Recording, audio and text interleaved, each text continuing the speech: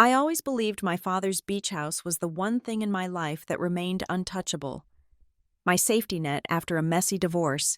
That illusion shattered with a single notification: a glossy invitation for my stepsister's wedding, hosted at the family estate in Seacliff Point.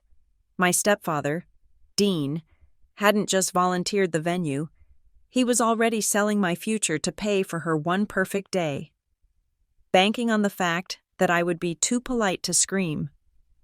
The rain in Briar Glen always seemed to fall specifically on the days I needed clarity. I sat in my gray cubicle at Northline Logistics, the hum of the overhead vents blending with the steady drum of water against the warehouse windows. I was 32 years old, an operations manager who spent 10 hours a day ensuring that pallets of industrial adhesive and crate-packed machinery arrived exactly where they were supposed to go. My life was a series of spreadsheets and tracking numbers, a controlled environment I had meticulously constructed after the chaotic collapse of my marriage 2 years ago. I liked the quiet. I liked the predictability. But mostly, I liked the secret I kept tucked away in the back of my mind like a hidden savings account. Seacliff Point. It was a small, weathered A-frame beach house 3 hours east on the coast, left to me by my father when he passed away 6 years ago. It was not a mansion. The siding was the color of driftwood. The deck railing had a wobble that no amount of screws seemed to fix, and the plumbing groaned like a dying whale when the hot water kicked on. But it was mine. It was the only thing in the world that did not belong to my ex-husband, the bank, or my mother's second husband, Dean. It was my safety net.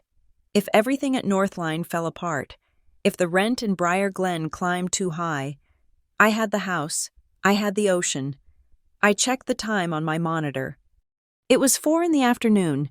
I had 3 more bills of lading to approve before I could drive home to my one-bedroom apartment, heat up leftover soup, and watch a documentary. Then my phone buzzed against the laminate desk. It was an email notification. The subject line was breathless and capitalized. "The wait is over. Tessa Joshua." I stared at the screen.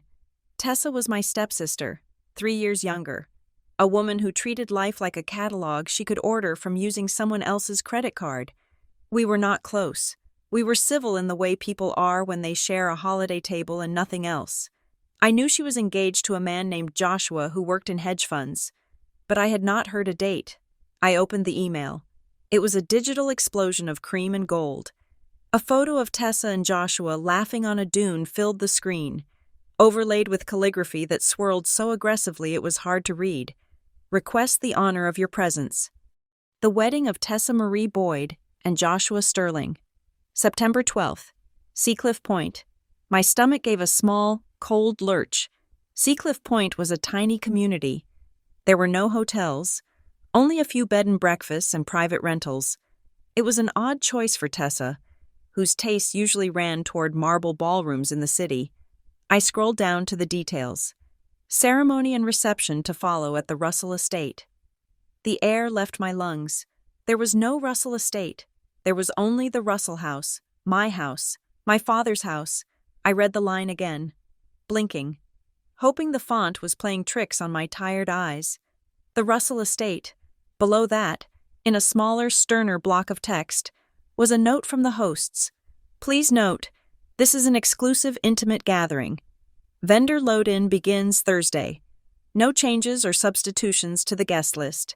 Transportation provided from the mainland." The contact email for questions was Dean's personal address. I did not reply. I did not pack my bag. I simply stood up, grabbed my keys, and walked out of the office without logging off my computer. The drive to the coast usually took 3 hours, but I made it in 2.5. The rain stopped as I crossed the bridge onto the peninsula, replaced by the heavy, salt-thick air of the Atlantic.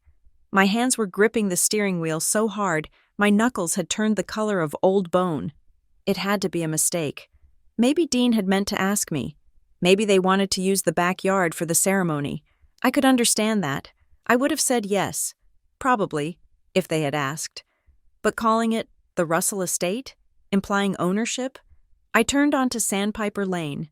The road was narrow, lined with scrub pine and dune grass. My house sat at the very end, facing the gray churn of the ocean. As I pulled into the crushed shell driveway, the first thing I saw was the sign. It was not a wedding sign. It was a glossy navy blue rectangle planted firmly in the wild rose bushes my father had planted 20 years ago. Seaside Realty, coming soon, waterfront opportunity. I put the car in park, but I did not turn off the engine. I just sat there, the vibration of the motor humming through the seat. Staring at the sign, it looked cheerful, professional. I killed the ignition and stepped out. The wind whipped my hair across my face. I walked up the wooden stairs to the front deck, my boots thumping hollowly against the planks.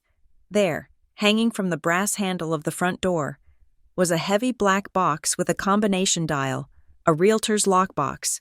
I reached out and touched it. It was cold and gritty with sand. Tucked into the corner of the screen door was a flyer. I pulled it free. It was a high-quality printout, the kind used for open houses. The headline read, "Unlock the Potential of Seacliff." Below the headline were 3 photos. One was the view from the deck. One was the kitchen, featuring my grandmother's oak table.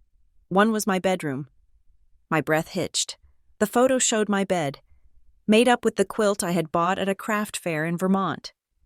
It showed the small watercolor painting of a sailboat that I kept on the nightstand. Someone had been inside. Someone had walked through my rooms, arranged my pillows, framed the shot to make it look spacious, and then locked the door behind them. I felt violated in a way that had nothing to do with property law. This was my sanctuary. This was the place I went when the world got too loud, and they had turned it into a product. My phone rang in my pocket. I knew who it was before I looked. "Dean," I said. My voice sounded flat, strange to my own ears. "Haley," he said. He didn't say hello. His voice was booming, confident, the voice of a man who sold commercial insurance and won awards for it. "Your mother said you left work early. We were trying to reach you about the invitation." "There is a lockbox on my door," I said, "and a sign in my yard." "Listen, don't start," Dean said. The joviality evaporated, replaced by an impatient, parental tone he had perfected over the last decade. "I am managing the estate matters. We have a lot of moving parts right now with the wedding, and we need to be efficient." "Efficient?" I looked at the flyer in my hand. "You listed my house for sale." "Dean, you didn't ask me. You didn't tell me." "It is not your house, Haley. It is family property. It has been sitting there gathering mold for 6 years. It is an asset we are underutilizing." "My name is on the deed," I said. I was shaking. "Dad left it to me." "You are being dramatic," Dean said. "And frankly, a little selfish. Tessa is starting her life. This wedding is a massive undertaking, and we need liquidity to make sure she is set up properly. Selling the beach house is the smart move. The market is peaking. I am doing this for everyone." "You can't sell what you don't own," I said. "The paperwork is handled," Dean said, his voice dropping an octave, becoming dismissive. "I have the authority. The sale is already in motion. We have a buyer lined up who is willing to let us do the wedding before they take possession. It is a perfect scenario. Don't ruin this for your sister." "I am at the house," I said. "I am taking the sign down." "You will do no such thing," Dean snapped. "That is tampering with a commercial listing. You come back to Briar Glen. We are having a family meeting tomorrow at noon. We will walk you through the numbers. You will see, this is for the best." He hung up. I stood on the deck, the phone silent in my hand. The ocean roared behind me, indifferent and loud. The paperwork is handled. I unlocked the door with my key. It still worked. I stepped inside. The house smelled the same. Old wood, lemon polish, and damp air. But it felt different. It felt staged. The throw blanket on the sofa was draped in an artful way I never used. The blinds were pulled up to the exact same height on every window. I went to the closet in the hallway. This was where I kept the house files. My father had been a man of paper. He didn't trust clouds or hard drives. He kept everything in labeled manila folders in a fireproof box on the top shelf. I pulled the box down. It was unlocked. I opened it. The smell of old paper drifted up. I flipped through the tabs. Insurance, utilities, tax assessments. I pulled out the tax folder. There were receipts from last year, paid by me, with checks from my personal account. There were notes in my father's handwriting from years ago, detailing the replacement of the roof. I reached for the back of the box, where the deed had always been. It was a thick document with a blue cover sheet. I remembered holding it the week after the funeral. I remembered the weight of it.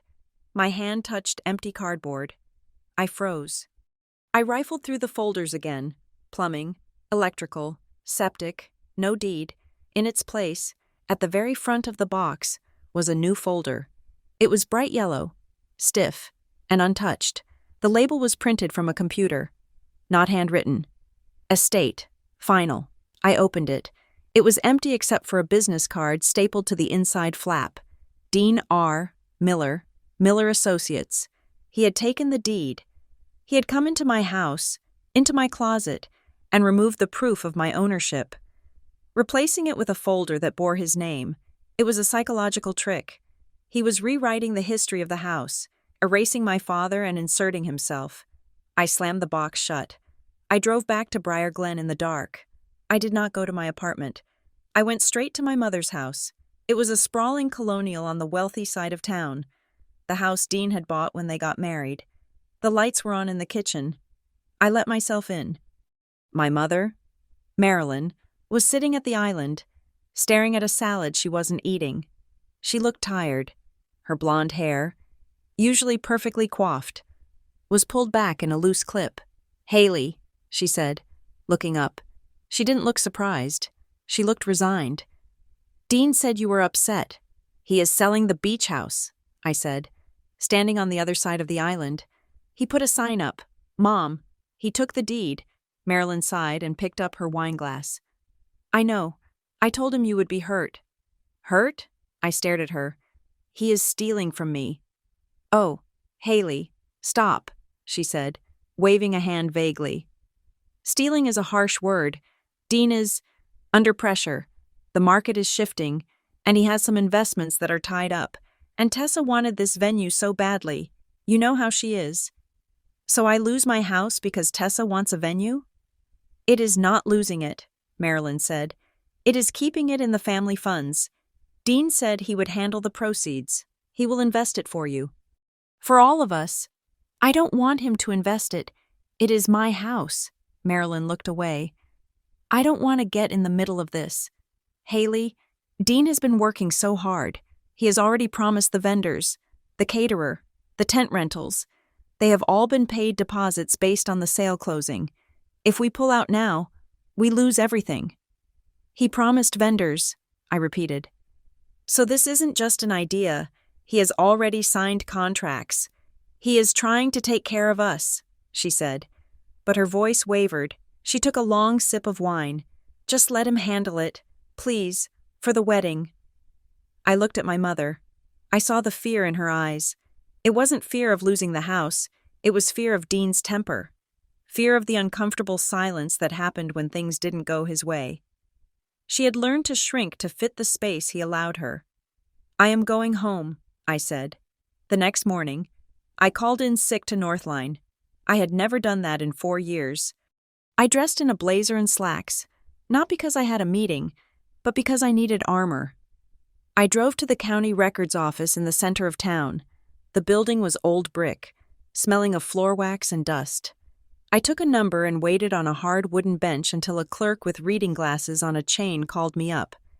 "I need to pull the deed for a property in Seacliff Point," I said, "and any recent filings." She typed the address into her terminal. "That is out of county," she said, "but we have a reciprocal digital access. One moment." I watched her face. She frowned, tapped a key, and frowned again. "Here it is," she said. "Owner of record is still William Russell." Relief washed over me so hard I almost grabbed the counter. "Okay, good. But," she said, squinting at the screen, "there is a flag on the file. A lis pendens? No, that is not it.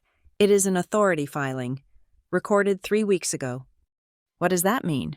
It means someone filed a document claiming the right to act on behalf of the owner, she explained.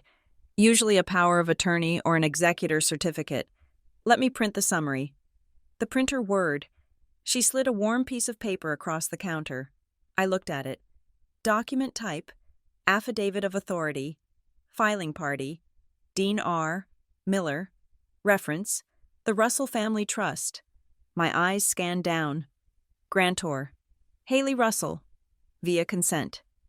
I never signed a consent, I whispered. If there is a trust involved, the deed might not change names, the clerk said, losing interest. The trustee just takes over, if you want to contest a filing. You need a lawyer, hun. We just record them. I took the paper and walked out to the parking lot. The sun was shining, bright and cruel. The Russell Family Trust. My father didn't have a trust. He had a will, a simple will that left the house to me. Or at least, that was what I had always thought. I looked at the bottom of the printout. There was a notation for the title company handling the pending transaction. Harborstone Title Escrow. Agent, M. Klein. I sat in my car and dialed the number. Harborstone Title. This is Mara. The voice was crisp, professional, the kind of voice that did not tolerate nonsense. Hi, I said. My name is Haley Russell. I am calling about the property at 44 Sandpiper Lane. There was a pause. The typing in the background stopped. Ms. Russell, Mara said. Her tone shifted. It wasn't friendly, but it was alert. I have a file open for that address, but I show the seller as Dean Miller. Trustee. I am the owner, I said. My father was William Russell. Dean is my stepfather. I never authorized a sale. Silence stretched on the line. I could hear the hum of the server in her office. Ms. Russell, Mara said slowly. I cannot discuss the details of an open escrow with a non-party. However, she paused again. If you are not the seller, you should not be receiving notices, but your name is on our intake form as a consenting beneficiary. I didn't consent to anything. That is, noted, Mara said. Her voice dropped, becoming precise and icy. Listen to me carefully. We are scheduled to close in 10 days. If you believe there is a defect in the authority, you need to provide proof of your identity and your claim to the property immediately. Today, I will, I said. And Ms. Russell? Yes? If you didn't sign the intake, she said, then we have a very serious problem with the file structure. I suggest you get clarity before you sign anything else. She hung up. I drove back to my apartment and sat on the floor of my living room, surrounded by the few boxes of my father's things I had kept. Old yearbooks, a tackle box, a stack of letters. I closed my eyes. I tried to remember the last year of his life. He had been sick, but sharp. He sat in his leather chair, watching the ocean, planning. He was always planning. He didn't like Dean. He never said it outright, but he was polite in a way that felt like a locked door. I remembered a Tuesday. It was raining. Like yesterday. I was visiting him, making tea in the kitchen. Dean had just left after a short, loud visit where he talked about stock options. My father had called me into the living room. Haley, he had said. His voice was raspy. Sit down. I sat. The house, he said. It is important. I know. Dad, I love the house. No, he said. He leaned forward, gripping the armrests. You need to understand, it is not just a house. It is structure. It can't be touched the way you think. What do you mean? I had asked. I made sure, he whispered. I made sure he can't touch it. I had patted his hand, thinking it was the morphine talking, thinking he was just anxious about leaving me alone. I never asked what he meant by touched. I never asked how he made sure. I opened my eyes. The apartment was silent. It can't be touched the way you think. Dean was selling it. He had a buyer. He had a wedding planned on the lawn. He had filed a paper saying I consented.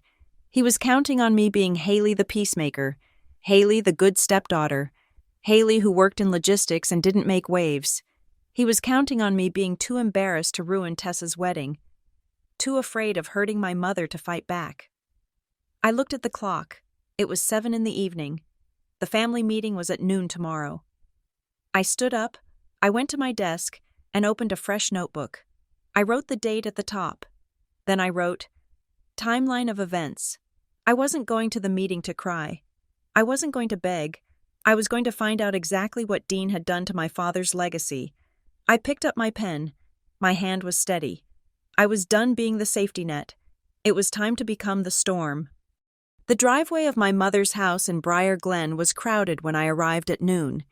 Dean's silver sedan was parked at an aggressive angle, blocking the garage, and Tessa's white convertible was pulled up onto the grass, as if parking rules ceased to exist the moment she entered the zip code. I parked on the street. I checked my phone one last time. I had downloaded a voice recording app that morning. I tapped the icon, watched the red timer begin to count the seconds, and slipped the phone into the front pocket of my blazer. Screen facing out. I walked up the path.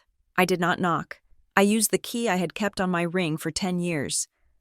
Though I half expected it not to turn, it did. The living room had been transformed. It looked less like a home and more like the command center for a military operation. If the military wore chiffon and fought with peonies, every surface was covered. The dining table was buried under stacks of fabric swatches, 3-ring binders the size of phone books, and large foam core mood boards leaning against the china cabinet. Tessa was standing in the center of the chaos, holding a laser pointer. She was wearing yoga pants and a cashmere sweater that probably cost more than my first car. "No, Mom," Tessa was saying, pointing the red dot at a board labeled Coastal Luxury Concept. "The napkins can't be ivory. Ivory reads as yellow in the seaside light. They have to be oyster or cloud." Marilyn was sitting on the sofa, holding a glass of iced tea that was sweating onto a coaster. She looked up as I entered, her expression a mix of relief and anxiety. "Haley," she said, "you made it." Dean walked in from the kitchen. He was wearing a polo shirt tucked into khakis. His standard weekend uniform. He held a thick folder in one hand and a calculator in the other. "Good," Dean said, bypassing a greeting entirely. "Let's get this done." "We are on a tight schedule. Tessa has a tasting at 2. "Hello, Dean," I said. My voice was steady. I walked into the room but didn't sit down. "Hello, Tessa." Tessa glanced at me, then back at her mood board. "Hey, Hales, don't be weird today, okay? I am at my stress limit." "I am not here to be weird," I said. "I am here because Dean is trying to sell my house." Dean sighed, a loud performative exhale that ruffled his mustache. He walked over to the coffee table and cleared a space among the wedding magazines. He slapped the folder down. "Sit down. Haley," he said, "let's stop using emotional language like sell in my house. We need to look at the macro picture." I remained standing. "I am comfortable standing." Dean shrugged and sat down in his leather armchair, spreading his legs comfortably. "Here is the situation. The Seacliff property is a dormant asset. It is generating 0 revenue. It is actually a liability when you factor in taxes, insurance, and the maintenance curve on a structure that close to the salt spray. You are not using it. We are not using it." "I use it," I said. "I go there once a month." "Once a month is not utilization," Dean countered smoothly. "That is nostalgia. And nostalgia is expensive. Now, Tessa's wedding is a significant capital event. We want to give her the start she deserves. But beyond that, the market in Seacliff is at an all-time high. It is a bubble. Haley, if we don't liquidate now, we leave money on the table. I am looking at a liquidity event that benefits the entire family structure." He spoke like he was presenting a quarterly review to a board of directors, using buzzwords to sanitize the fact that he was stripping me of my inheritance. "The wedding is at the house," I said. "The invitation said, the Russell Estate." "Marketing," Tessa chimed in, not looking up from her swatch book. "Joshua's parents are inviting half of Wall Street. We can't tell them we are getting married at a shack. We have to brand it." So you are selling it to pay for the branding? I asked. We are selling it to consolidate assets, Dean said. The proceeds will go into a managed fund. You will get a percentage. Of course, we will take care of you. But the house itself? It is gone. Haley, the deal is already in motion. Show me the authority, I said. The room went quiet. Tessa stopped flipping through her binder. Marilyn took a long sip of her tea. Dean looked at me, his eyes narrowing slightly. Excuse me? You said the paperwork is handled, I said. Show me the legal basis for the sale. The deed is in my father's name. I am his only child. Unless there is a document I have never seen, you have no right to list it, let alone sell it. Dean let out a short, dry laugh. You think I would put a sign in the yard without doing my due diligence? You really think I am that amateur? He opened the folder on the table. He pulled out a stack of papers and tossed them toward me. They fanned out across the glass surface. I stepped forward and looked. They were photocopies. High contrast, slightly grainy black and white copies. The top document was titled Consent to Action. It had a signature block at the bottom with my name typed under it. What is this? I asked. It is a standard consent form, Dean said. It acknowledges that you are aware of the estate restructuring. It is a formality to satisfy the title company so we don't have delays. I asked for the authority to sell, I said. Where is the deed? Where is the trust instrument? The originals are with escrow, Dean said quickly. They hold the physical files during the transaction. These are the reference copies. I want to see the trust document that names you as trustee, I said. Because Dad never mentioned a trust. Your father didn't explain everything to you. Haley, Dean said, his voice dropping to a patronizing purr. He knew you weren't good with financial complexity. He set up the structure years ago to protect your mother. I am the executor. I am the trustee. It is all standard. He tapped the consent form with his index finger. Just sign the consent. Haley, we need to upload it by 5 o'clock. The buyer is pushing for a quick close so they can start renovations after the wedding. I looked at the form. It was 1 page. It contained no details about the sale price, the buyer, or the distribution of funds. It was a blank check. I am not signing this, I said. Haley, Marilyn said softly. Please. No, I said. I am not signing a document I haven't read, and I'm certainly not signing a consent for a sale I didn't authorize. I want independent review. I am taking these copies to a lawyer. I reached for the papers. Dean's hand shot out and clamped down on the stack. These stay here. They are confidential estate documents. They are photocopies. Dean, if they are legal, there is no harm in me having them. You are being obstructionist, Dean spat. The mask of corporate cool was slipping. His face was flushing a deep, mottled red. You are trying to sabotage this deal out of spite. Spite? I asked. I am trying to protect my property. It is not your property, Tessa shrieked. She slammed her binder shut. The sound echoed like a gunshot in the room. She marched over to me, her face twisted with a sudden, ugly fury. You are such a jealous brat, Tessa hissed. You can't stand that I am happy, can you? You couldn't keep your own husband, so you want to ruin my wedding. You want to embarrass me in front of Joshua's family by making a scene about some rotting old beach house. This isn't about you, Tessa, I said quietly. It is about me, she screamed. It is my wedding. We have vendors booked. We have a tent coming from 3 states away. If you blow up this sale, the money freezes. Dean told me, if the money freezes, I can't pay the caterer. Do you want to be the reason my wedding is canceled? Is that what you want? I want to see the trust, I said. Marilyn stood up. She walked over to me and put a hand on my arm. Her fingers were trembling. Haley, she said, her voice wet with tears. Look at us. We are a family. Your father. He loved this family. He would want you to support us. He wouldn't want you fighting over money. He would want Tessa to have a beautiful day. It was a precise, targeted strike. She used my father's memory as a weapon to disarm me.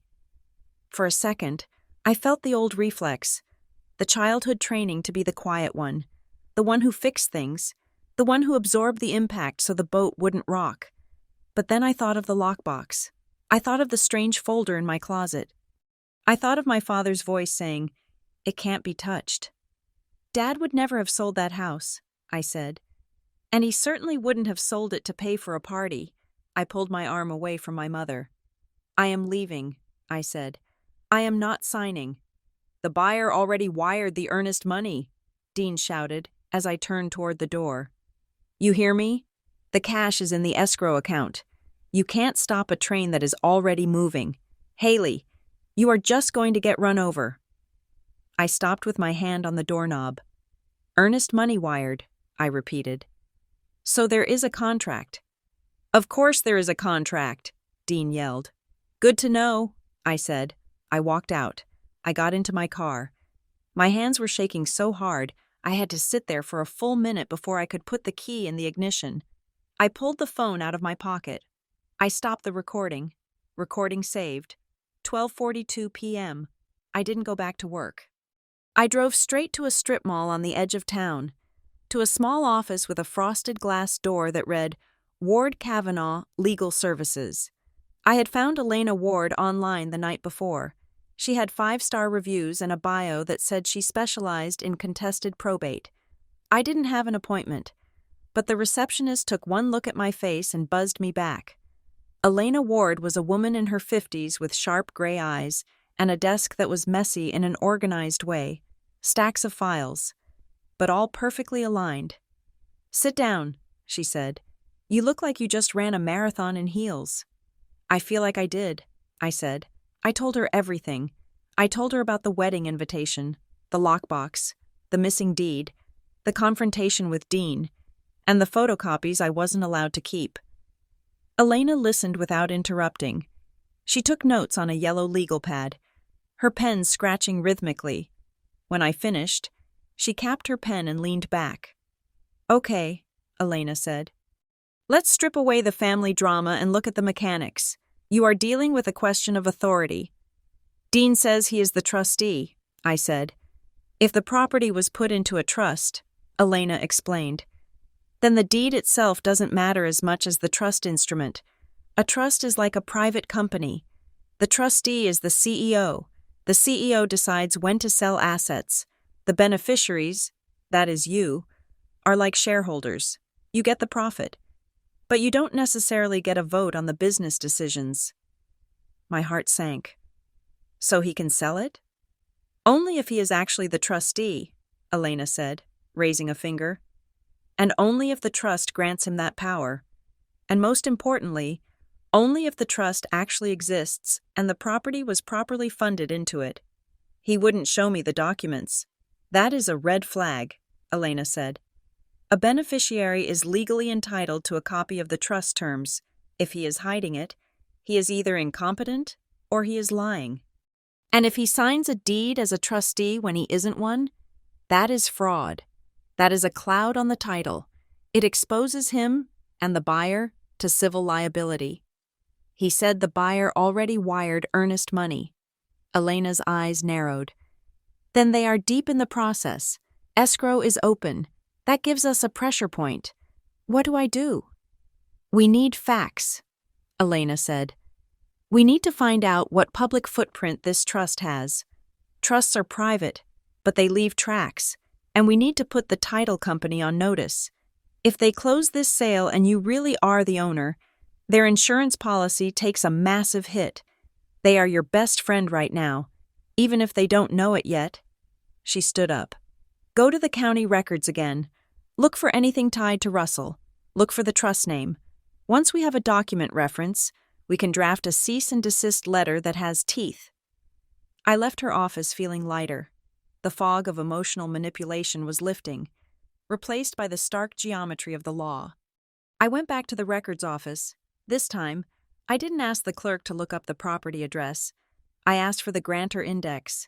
I scrolled through years of filings on the public terminal. Russell, William, Russell, William. Then I found it. It was an obscure filing from 8 years ago. buried between a refinancing agreement and a lien release. Memorandum of trust. Name of trust: the Russell Shoreline.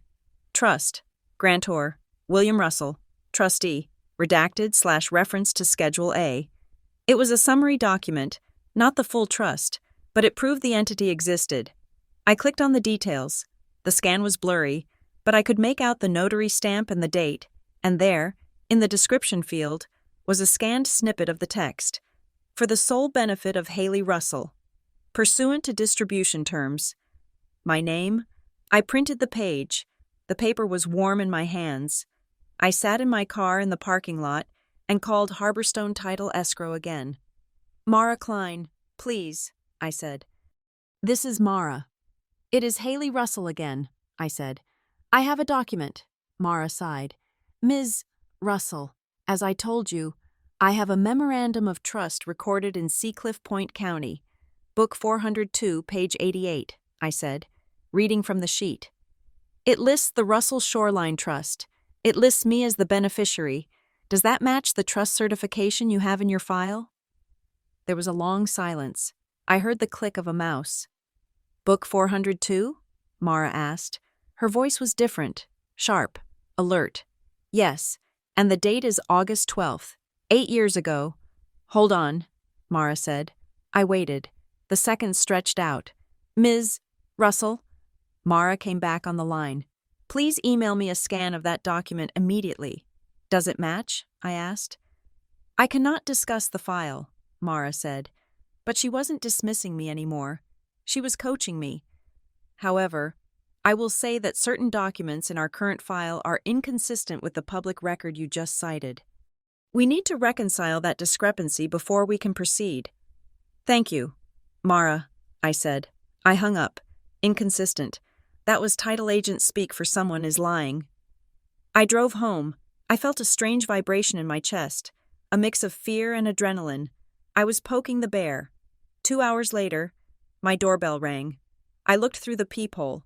It was Dean. He wasn't red-faced anymore. He was smiling. He was holding a bottle of wine. I opened the door but left the chain on. What do you want, Dean? Haley, open up, he said, holding up the bottle. Let's reset. I think we got off on the wrong foot today. Tensions are high with the wedding. I am fine talking through the crack, I said. Dean's smile faltered, but he held it. Okay, look, I heard you called the title company again. You are making them nervous. They are asking me for more paperwork, which is a headache I don't need. Imagine that, I said.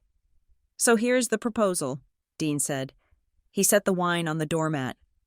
I want to buy you out. Clean break. You stop calling the title company. You sign the consent, and I write you a check right now, tonight. How much? $50,000? Dean said. He said it like he was offering me the moon. Cash. You can pay off your car. Take a trip. It is a lot of money. Haley. I did the math in my head instantly.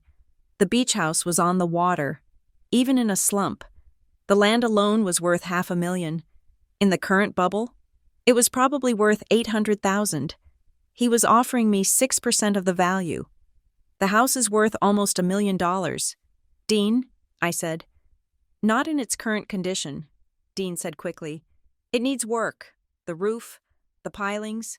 Honestly, after we pay off the liens and the closing costs, $50,000 is more than your share would be anyway. I am being generous. What liens? I asked. Dad owned it free and clear.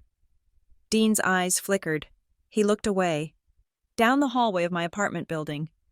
There were estate expenses, medical bills. Look, do you want the money or not? It is a limited time offer. If the buyer walks, the money vanishes, and you get nothing. I don't want your money, I said, and I don't believe there are liens. I think you are lying. You are making a mistake, Dean said. His voice went cold. You are going to end up with zero, and you are going to lose your family in the process. Your mother is devastated. Haley, devastated. Good night, Dean. I slammed the door. I locked the deadbolt. I leaned my forehead against the cool wood. He was desperate. A $50,000 bribe meant he stood to make a lot more, or lose a lot more. And the mention of liens? That was new. That suggested the financial hole was deeper than just a wedding. I couldn't stay in the apartment. The walls felt too close. I needed to see the house. I needed to see what was actually happening on the ground. It was late, but I drove back to Seacliff Point. The drive was automatic now, a blur of highway lights and darkness. When I pulled onto Sandpiper Lane, it was nearly 9 o'clock. The moon was full, casting a silver light over the dunes. My house was ablaze with light. Every window was glowing. There were 3 vans in the driveway. A large white truck with Coastal Catering painted on the side was idling near the deck. I parked behind the truck, blocking it in. I got out. Music was playing from inside the house. Jazz, loud jazz. I walked up the stairs. The front door was propped open with a paint can. Inside, my living room was full of strangers. People in black polo shirts were moving furniture. A man with a clipboard was pointing at my fireplace. "No, the bar goes there," he was saying. "We need to clear these bookshelves out. They are in the way of the flow." "Excuse me," I said loudly. The music drowned me out. I walked over to the stereo, my father's old receiver, and yanked the power cord out of the wall. The silence was sudden and heavy. Everyone turned to look at me. "Who are you?" the man with the clipboard asked. He looked annoyed. "I am the owner," I said. "Get out," the man laughed. "Sweetheart, the owner is Mr. Miller. We have a staging contract. We are doing a layout test for the wedding." "Mr. Miller doesn't own this house," I said. "I do, and if you are not off my property in 5 minutes, I am calling the sheriff for trespassing." The man looked at me. He saw the blazer, the boots, the shaking hands that were clenched into fists. He hesitated. "We have a signed access agreement," he said, waving the clipboard. "Let me see it," I said. He held it out. It was a standard vendor contract. Client, Dean Miller. Venue, 44 Sandpiper Lane. But it was the attached floor plan that made my blood freeze. It was a CAD drawing of my house, showing the proposed wedding layout, tables on the deck, dance floor in the living room. In the bottom right corner, in the title block, it read, "Property owner, North Creek Holdings, LLC, project, renovation/demolition, phase 1, demolition." I looked at the date on the drawing. It was dated for 3 weeks after the wedding. "North Creek Holdings?" I asked, pointing to the name. "That is the buyer," the man said, shrugging. "Big developer. They are knocking this place down in October to build a duplex. Mr. Miller said we have until the 1st of the month to clear out." My knees felt weak. They weren't just selling the house. They were erasing it. Dean had sold it to a developer who was going to bulldoze my father's legacy, my safety net, my memories, and Dean knew it. He had framed it as starting Tessa's life, but he was really trading my past for a pile of cash and a wrecking ball. "Get out," I whispered. Then I screamed it. "Get out!" The man took a step back. He signaled to his crew. Okay, we are leaving. Lady is crazy. Pack it up." I stood there, watching them load the folding tables and the glassware cases. I watched the taillights of the vans disappear down the lane. I was alone in the house. I walked to the window. The ocean was black and restless. I looked at the calendar on my phone. The wedding was September 12th. Today was August 25th. The closing was likely scheduled for right before the wedding. To clear the funds for the vendors, I had maybe 2 weeks. Dean had the momentum. He had the fake authority. He had the buyer. He had the family narrative that painted me as the villain. If I fought him with just emotion, screaming at caterers, crying to my mother, I would look exactly like the unstable, jealous stepsister he was telling everyone I was. I would lose credibility, and then I would lose the house. I needed to be smarter. I needed to be colder. I needed to stall the sale legally while I found the proof that would destroy his authority. I pulled up my timeline note on my phone. I added a new entry. Strategy. Track 1. Legal. File objection with title. Find the real trust. Track 2. Psychological. Do not engage Dean. Do not scare the buyer away yet. Let them think I am bending. I looked around the living room. They had moved my father's favorite reading chair to the corner to make room for a bar. I walked over and pushed it back to its rightful place. I wasn't going to let them bulldoze us, not without a war. The letter Elena Ward drafted was not a scream. It was a wall. It was 2 pages of heavy bond paper, typed in a font that looked like it had been chiseled out of granite. I sat in the leather guest chair of her office, reading the final draft. The air conditioning was humming, a low mechanical comfort against the humidity of the late August afternoon. "Read the 3rd paragraph again," Elena said. She was standing by the window, looking out at the parking lot. She held a coffee mug with both hands, her posture rigid. I looked down at the paper. "Notice is hereby given that Haley Russell, solely named beneficiary of the William Russell estate, formally disputes the authority of Dean R. Miller to alienate, encumber, or transfer the property located at 44 Sandpiper Lane. The undersigned requests that Harborstone Title Escrow immediately flag file number 8892 for enhanced compliance review regarding the validity of the seller's trust certification." "It sounds cold," I said. "It is supposed to be cold," Elena replied, turning around. "Heat makes people make mistakes. Cold makes them freeze. We want to freeze the transaction. We are not accusing him of fraud yet. We are accusing the paperwork of being insufficient. It puts the liability on the title company. If they proceed after receiving this, they are negligent. They won't want that risk." I signed it. My signature looked small at the bottom of the page, a jagged line of blue ink against the white expanse. Elena took the document. "I am sending this via certified mail. Return receipt requested, and I am faxing a courtesy copy to the listing brokerage and the escrow officer right now. The clock stops today." I walked out of her office feeling a strange mixture of nausea and power. For weeks, I had been reacting to the invitation, to the sign in the yard, to Dean's bullying. This was the first time I had thrown a punch. But Dean did not freeze. He exploded. The retaliation didn't come in the form of a lawsuit or a screaming phone call. It came through the family grapevine, insidious and swift. By the time I got back to my apartment, my phone was lighting up with messages from relatives I hadn't spoken to since my father's funeral.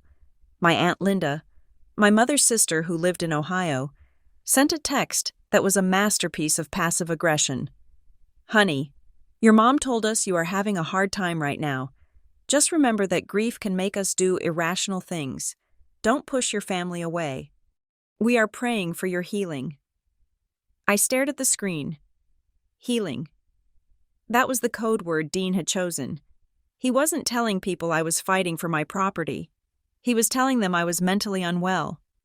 He was painting a picture of a bitter but divorced woman spiraling into paranoia, trying to sabotage her younger sister's happiness because she was miserable. Then came a voicemail from my cousin Mark. "Hey, Haley, heard about the drama. Look, Dean is a good guy. He is just trying to get Tessa settled. Don't be the villain in the story, okay? Just let it go. Let it go." I sat on my couch, the phone burning in my hand. It was a brilliant strategy. By framing my legal objection as an emotional breakdown, Dean had inoculated everyone against the truth. If I showed them the forged documents now, they would look at me with pity and say I was obsessing. I didn't reply to any of them. I put the phone in the drawer. I had to stay on the track Elena had set. Legal, factual, cold. 2 days later, the cracks began to show. I was at my desk at Northline, reviewing a shipping manifest for a crate of automotive parts. When my cell phone rang, it was a local number I recognized. "This is Haley," I said. "Ms. Russell, this is Mara Klein from Harborstone Title." I stood up and walked out of the open plan office, heading for the quiet of the stairwell. The concrete walls echoed with the sound of my own breathing. "Hello, Mara," I said. "Did you receive the letter from my attorney?" "We did," Mara said. Her voice was tight. Gone was the crisp, efficient tone of our first conversation. She sounded guarded, like someone speaking on a line they suspected was tapped. I am calling to acknowledge receipt. The file has been placed in suspense status pending review. Thank you, I said. However, Mara continued, and I could hear the rustle of paper in the background. I cannot discuss the specifics of the seller's submissions with you. You understand that? I understand. But, she said, and the word hung in the air, I am advising you, as the claimant, that there is a discrepancy that requires your attention. The preliminary title report pulled the index reference you gave me, Book 402, page 88, the Russell Shoreline Trust.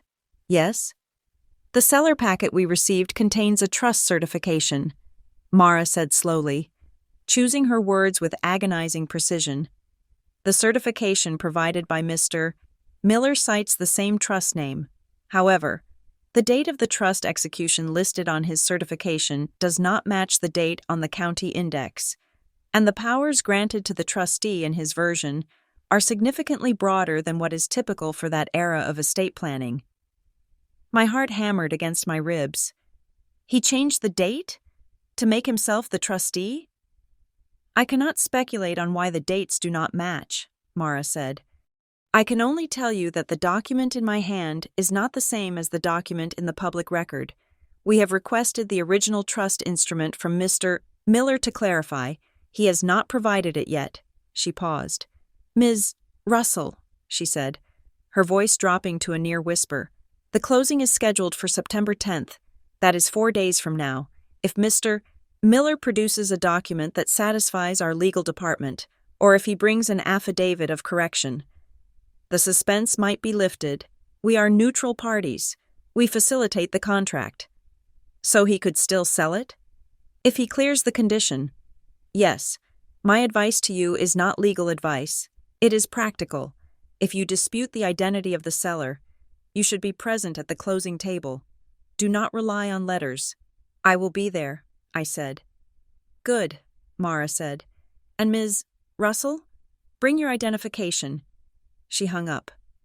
I stood in the stairwell, gripping the railing. Dean hadn't just forged a signature. He had created an entire alternate reality. A fake trust, with fake dates, giving him fake powers, and he had come terrifyingly close to getting away with it. But I needed more than a discrepancy. I needed the source code. I needed to know what my father had actually built. I left work early again. My boss, a gruff man named Henderson, frowned but didn't stop me. He knew I never missed days. He could see the circles under my eyes. I drove to the neighboring town of Oak Creek. I had spent the previous night digging through old bank statements in the estate final folder Dean had planted, looking for the name of the man who used to handle my father's investments. I found it on a quarterly statement from 7 years ago.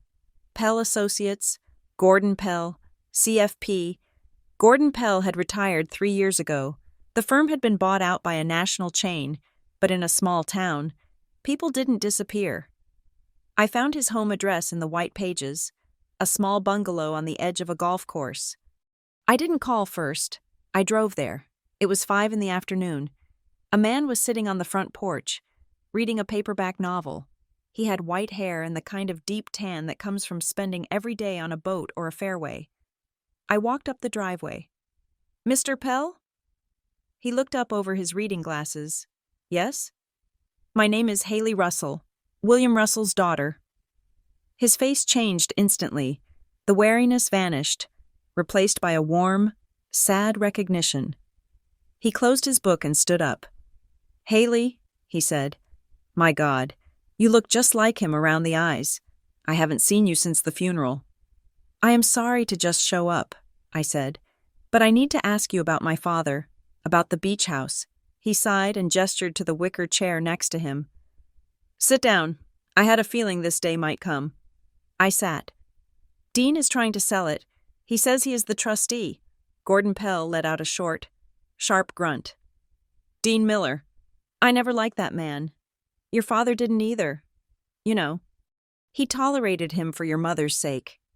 Dean has paperwork, I said. He has a trust certification, but the dates are wrong. Gordon looked out at the green expanse of the golf course. Haley, I can't give you the files. I don't have them anymore. When I sold the practice, everything was archived or transferred to the new managers, and technically, client privilege extends beyond death. I am not asking for the files, I said. I am asking what he wanted. Dean says Dad wanted the house to be an asset for the whole family, that he wanted it sold to support us. That is a lie, Gordon said calmly. He turned to look at me. His eyes were clear and serious. Your father was obsessed with that property, Gordon said. Not because of the value, because of the history. It was his grandfather's. When your mother married Dean, William came to my office. He was agitated. He said, Gordon, I need to lock the Shore house down. I need to make sure that if anything happens to me, that man never gets his hands on the deed. He said that? Specifically, Gordon nodded. He was worried about remarriage complications. He knew Dean was aggressive with money. Your father set up an irrevocable trust. I remember because we argued about it.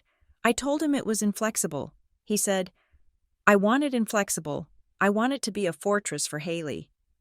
Do you remember who the trustee was? I asked.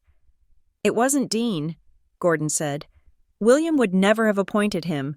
It was a corporate trustee, a fiduciary group. He didn't want a family member involved because he knew Dean would bully them. He wanted a professional who would just follow the rules. Dean claims he is the trustee, I said. Gordon shook his head. Then Dean is manufacturing authority. Listen to me. Haley, your father was a careful man. He didn't leave loose ends. If Dean is selling that house, he is undoing everything William paid me to set up. I drove home with Gordon's words ringing in my ears. A fortress for Haley. My father hadn't just left me a house. He had left me a defense system. And Dean was dismantling it brick by brick. That night, I opened the yellow estate.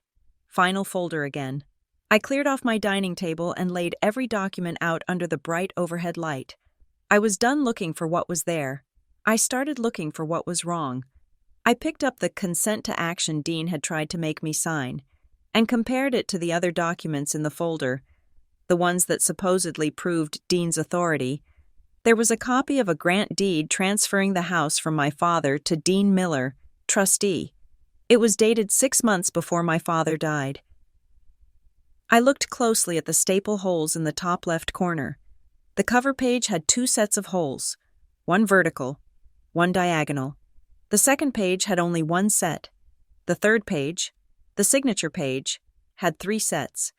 They had been unstapled and restapled. Pages from different documents had been combined to create a new narrative. I looked at the signature page again. It was my father's signature. I traced the loop of the W with my finger. It looked real, but the text above it, the paragraph granting the transfer, was in a slightly different font than the header. It was subtle, maybe a difference of half a point size, but it was there. Then I looked at the notary stamp, acknowledged before me. Janice Halloway, Notary Public. Commission expires June 12th, Year 2, 2024. Date of notarization, February 14th, Year 2020. I pulled out my laptop. I searched for the Maryland Secretary of State Notary database. I typed in Janice Halloway. The result popped up instantly. Status: inactive. Reason: resignation/relocation. Effective date: November 30th, Year 2, 2018.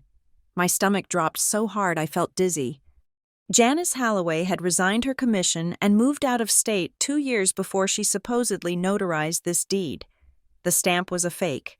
Or Dean had found an old stamp and used it himself, not realizing, or not caring, that the commission dates would flag in a system search.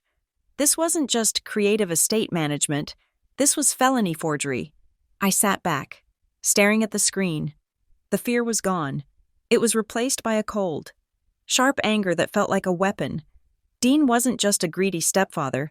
He was a criminal, and he had done this while my father was dying, or shortly after, capitalizing on our grief to steal the one thing he had been explicitly barred from touching. I took a picture of the screen. I took a picture of the stamp. I emailed them to Elena. Then my phone buzzed. It was my mother. Can we meet for coffee? Tomorrow morning. Just us. Please. I met her at a diner on the edge of town. A neutral ground where the booths were high and the noise level provided privacy. Marilyn looked terrible. Her eyes were swollen, and she was wearing no makeup, which for her was a signal of profound distress. She ordered a black coffee and didn't touch it. "Dean is furious," she said quietly. "He got a call from the title company. They are asking for the original trust instrument. He doesn't have it." "Mom," I said. "Because he isn't the trustee." Marilyn looked down at her hands. She was twisting her wedding ring. "He says you are ruining everything. He says the buyer is going to walk away and sue us." "The buyer should sue him," I said. "He is selling something he doesn't own." "Haley, stop," she whispered. Tears began to track down her cheeks. "You don't understand. It isn't just about the wedding." I waited. I let the silence stretch. "Dean is in trouble," she said. Her voice broke. "Real trouble." "What kind of trouble?" "He invested in a development deal 3 years ago, with his friend Carter. It was supposed to be a sure thing. Commercial real estate in Baltimore. They leveraged everything. The house, his retirement, some of the insurance accounts." I stared at her. "He leveraged the house? The Briar Glen house?" "Yes, and the deal went bad. The developers went bankrupt. The bank is calling the loans. Haley, they are threatening to foreclose on our home. They are threatening to audit his business accounts." She reached across the table and grabbed my hand. Her grip was desperate, clammy. "He needs the beach house money to cover the hole," she sobbed. "If he doesn't pay them back by the end of the month, we lose everything. The house, the cars, his license. He could go to jail. Haley." I looked at my mother. I saw the terror in her eyes, but I also saw the terrible, pathetic logic she had accepted. She was willing to sacrifice my father's legacy, my future, to cover up her husband's gambling. "So the wedding is just a cover," I said. "Tessa's luxury start is just a smokescreen to get the cash quickly." "He wants to help Tessa too," Marilyn insisted, but the lie was weak. "He promised her, but yes, we need the liquidity. Haley, please, you have a job, you are young, you can buy another house someday. But Dean, he is 60, he can't start over. If you stop this sale, you destroy him, you destroy us. He destroyed himself." "Mom," I said, "he stole from Dad's estate to fix his own mistakes. He didn't steal, he borrowed. He was going to put it back." "He forged a deed," I said. "I found the proof. The notary he used wasn't even in the state." Marilyn flinched as if I had slapped her. She pulled her hand back. "Don't say that," she hissed. "Don't you dare say that word. It is the truth." "I am begging you," she said, her voice turning hard, bargaining. I cried for the mother I wanted, the one who would have been outraged that her husband was stealing from her daughter, but that mother didn't exist. There was only Marilyn, terrified and complicit. I wiped my face. I checked my phone. There was a message from Tessa. "Lunch? We need to talk. No Dean, just sisters." I almost ignored it, but I needed to know the full scope of the battlefield. I agreed to meet her at a salad place near the mall. Tessa was waiting for me. She wasn't screaming today. She looked fragile, her eyes red-rimmed. She was playing the victim card, pivoting from aggression to sympathy. "I am sorry I yelled," she said as I sat down. She pushed a small gift bag toward me. "I got you something." I didn't open it. "What is this, Tessa?" "It is a bridesmaid proposal box," she said. "I want you to be a bridesmaid. Haley, I want you standing up there with me. I know we aren't super close, but we are family. And with everything going on with Mom and Dean, I think we need to show a united front. You want me to be a bridesmaid at the wedding that is being paid for by selling my house?" I asked. Tessa winced. "See, that is what I mean. You are so focused on the house." Dean explained it to me. He said he has a plan to make it up to you. He said if you just cooperate with the closing, he will set up a trust for you later, a bigger one. He told you to say that, I said. He said he would make sure you are taken care of, Tessa said. But you have to stop the legal stuff. It is scaring the buyer. If the buyer walks, there is no wedding, Haley, and no trust for you later. We all lose. There is no trust later. Tessa, I said gently. There is no money. Dean is broke. Tessa froze. What? Dean is broke, I repeated. He owes money to banks. He isn't selling the house for your wedding. He is selling it to stay out of jail. You are lying, Tessa whispered. He is a successful investor. Ask him about the Baltimore deal, I said. Ask him why he needs the cash so fast. Tessa stared at me. I could see the doubt creeping in, the crack in her perfect world, but she wasn't ready to believe it. It was easier to believe I was the villain. You are just trying to hurt me, she said, her voice shaking. You are jealous because I am getting married and you are alone. I am not jealous, I said. I am just telling you the truth. The house is not his to sell, and I am going to stop him. Tessa stood up. She grabbed her purse. If you ruin my day, I will never forgive you. I am sorry you feel that way, I said. She stormed out. I left the gift bag on the table. I went back to Elena's office that afternoon. I told her about the notary, about Marilyn's confession, about the debt. Elena listened, her face grim.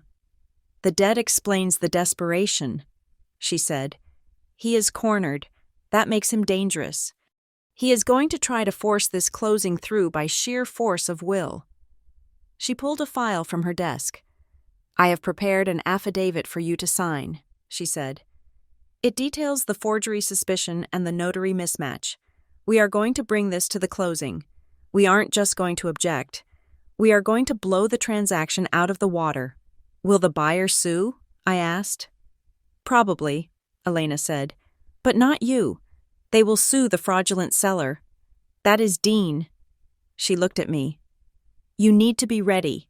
Haley, walking into that room, it is going to be ugly. He is going to try to shame you. He is going to use your mother. He is going to use every button he installed in your head since you were a child. I know, I said. Are you ready to be the bad guy? She asked. Because to them, that is what you will be. The daughter who destroyed the family to save a house. I thought about my father. I thought of him sitting in Gordon Pell's office, sick and worried, building a fortress to keep me safe. He had seen this coming. He had known Dean better than I did. I wasn't fighting for a building. I was fighting for the truth. I am not the bad guy, I said. I am the owner, Elena smiled. It was a sharp, dangerous smile. Then let's go to closing. I went home. I packed a bag for Seacliff Point. I wasn't staying at the house. Dean had the keys, and I didn't want a confrontation in the dark. I booked a room at a motel 5 miles down the coast. I lay in bed that night, listening to the ocean in the distance. I felt a strange calm. I had drawn a line. I had refused the money. I had refused the emotional blackmail. I had refused the bridesmaid dress. I was done being Haley the stepdaughter. Tomorrow, at the closing table, I would just be Haley Russell, and that was going to be enough. The lobby of Harborstone Title Escrow was designed to project a sense of calm, expensive permanence. The carpet was a thick, muted gray. The walls were hung with abstract paintings of sailboats, and the air conditioner hummed with a hushed, sterile efficiency. I sat in a wingback chair in the corner, my hands folded in my lap. I was wearing a navy blue sweater and dark jeans, my hair pulled back in a low knot. I looked invisible. I felt like a stone. On the small table next to me sat a single manila folder containing the timeline I had written, the letter from Elena Ward, and the printout of the notary's resignation. I didn't need a briefcase. I didn't need a team. I just needed to be present. It was 9 a.m. on September 10th, closing day. The glass doors at the front of the building swung open with force. Dean strode in. He was wearing his best suit, a charcoal pinstripe that he usually reserved for awards dinners. He looked like a man who owned the room, the building, and the town itself. But up close, as he passed my chair, I saw the sweat beading at his hairline. I saw the tightness around his jaw that made his smile look like a grimace. He didn't see me at first. He walked straight to the receptionist's desk. "Dean Miller," he announced, his voice booming. "Here for the Russell closing. I believe the buyer is already here." "One moment. Mr. Miller," the receptionist said. Typing. Dean turned, adjusting his cufflinks, and his eyes swept the room. They landed on me. He froze. For a second, his face went blank, stripped of its confidence. Then the anger rushed in, hot and immediate.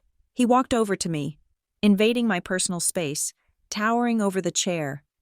"What are you doing here?" he hissed. "I am here for the closing," I said. I didn't stand up. "You have no business here," Dean said. "This is a private transaction. I told you, I am handling the estate.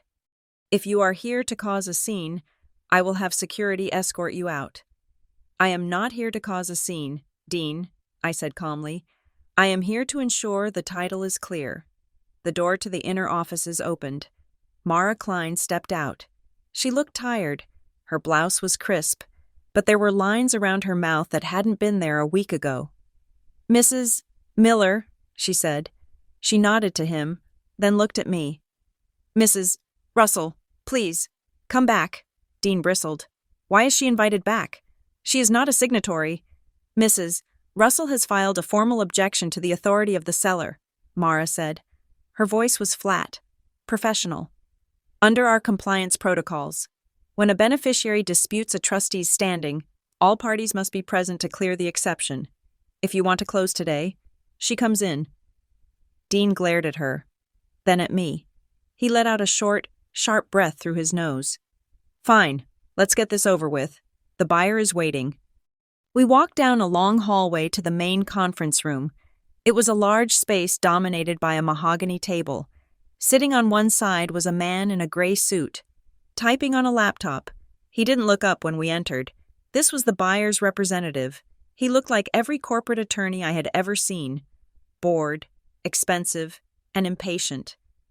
"Gentlemen," Mara said, "and Ms. Russell."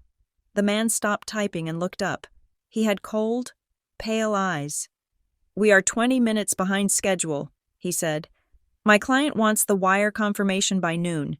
Do we have the deed ready?"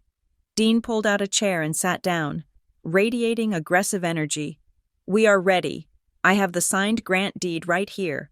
The delay is just a administrative hiccup. Family miscommunication." He shot a venomous look at me. I sat at the far end of the table, away from Dean. I placed my folder in front of me. Mara remained standing at the head of the table. She placed a stack of files on the polished wood. She didn't open them. "Before we proceed to the signing," Mara said, "we need to address the suspense condition on the file." "The suspense is ridiculous," Dean snapped. "I sent you the certification. I sent you the updated authority." "We received your transmission yesterday," Mara said. "However, our compliance department has flagged several discrepancies that prevent us from issuing title insurance.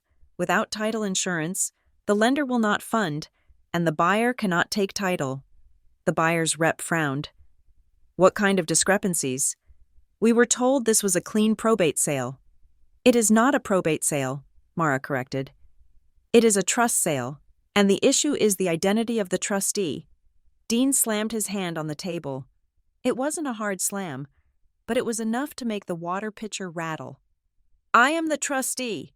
I have been managing Williams' affairs for 6 years. This is harassment. Haley is just trying to extort money from the estate because she is jealous of her sister." He pointed a finger at me. "She is emotionally unstable. She has been harassing us for weeks." The buyer's rep looked at me. I didn't flinch. I didn't defend myself. I just looked at Mara. "Mr. Miller," Mara said, her voice dropping a decibel, becoming deadlier. "We requested the original trust instrument, the document created by William Russell. Do you have it?" "I told you," Dean said. his face flushing red. The original was lost in a basement flood 2 years ago. That is why I provided the certification. It is a legal substitute. A certification is a substitute, Mara agreed, provided it matches the public record. The certification you submitted lists the trust creation date as January 14th. 10 years ago, the memorandum of trust recorded with the county, which Ms. Russell provided, lists the date as August 12th, 8 years ago.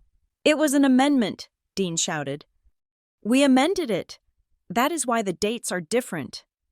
Then I need to see the amendment, Mara said. I don't have every scrap of paper from a dead man, Dean yelled. This is bureaucratic nonsense. The intent is clear. I am the stepfather. I am the executor. I have the power to sell. Not without a valid trust document, Mara said. She opened the file in front of her. She pulled out a document and slid it toward the center of the table.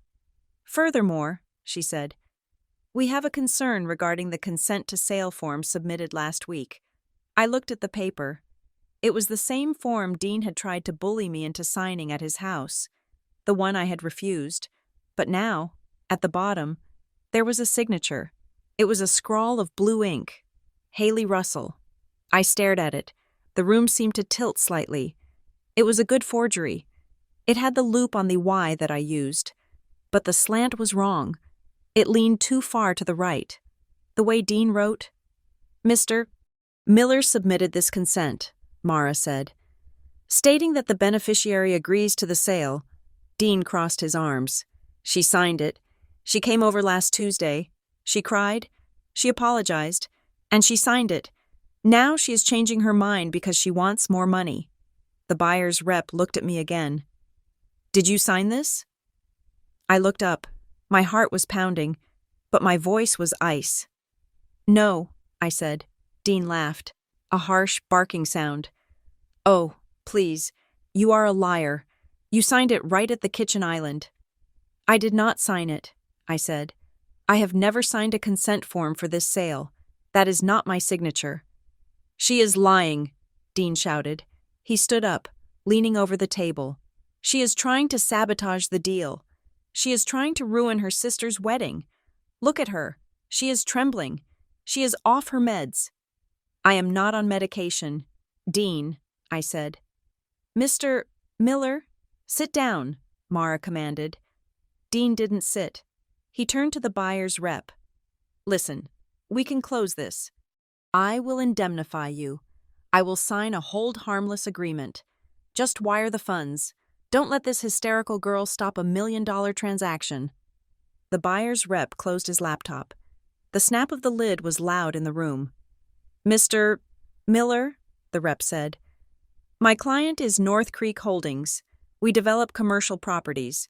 We don't do family drama, and we certainly don't do contested titles. It is not contested, Dean screamed. It is mine. It is contested, Mara said firmly. Ms. Russell has formally repudiated the signature.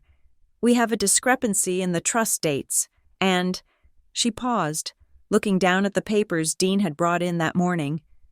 The original deed you just handed me? The paper is bright white. The toner is fresh. This document is supposed to be 6 years old. Mr. Miller, it smells like it came out of a laser printer an hour ago. Dean's face went from red to a pale, sickly gray.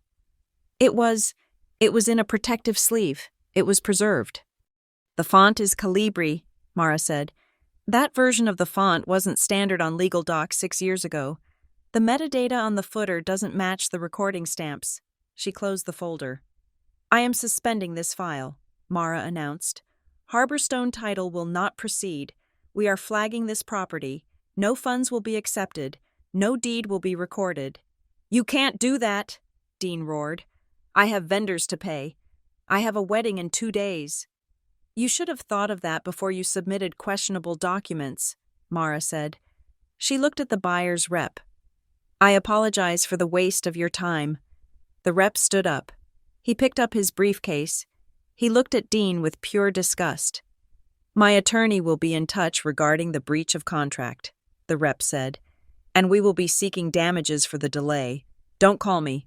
He walked out. The room was silent. The air felt heavy, charged with the ozone smell of a storm that had finally broken. Dean stood there, breathing hard. His hands were shaking. He looked at the empty chair where the buyer had been. He looked at the closed file in front of Mara. Then he looked at me. The hatred in his eyes was absolute. It wasn't the annoyance of a stepfather dealing with a rebellious child. It was the hatred of a man who had been exposed. "You," he whispered. "Mr. Miller," Mara said, reaching for the phone on the wall. "I am going to ask you to leave." "I am leaving," Dean spat. He grabbed his papers, crumpling them in his fist. "This isn't over. You hear me? You haven't won anything." He stormed out. I sat there for a moment. My legs felt like water. "Are you okay?" Mara asked. She didn't sound like a title agent anymore. She sounded like a human being. "Yes," I said. "Thank you." "Mara?" "I didn't do it for you," she said, reverting to her professional armor. "I did it for the license, but good catch on the notary. That was the nail in the coffin." I walked out of the conference room and down the long hallway. I pushed through the glass doors into the parking lot. The sun was blindingly bright. The heat of the asphalt rose up in waves. Dean was waiting for me.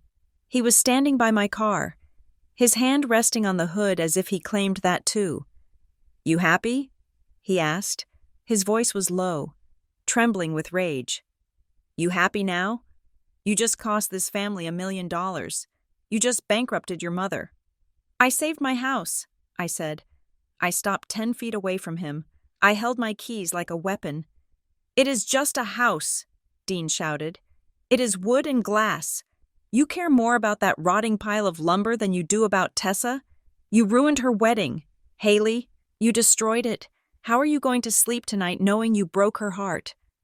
"I didn't ruin the wedding," I said. "You did. You came here with your little folder and your lies." "I didn't forge the trust." "Dean," I said.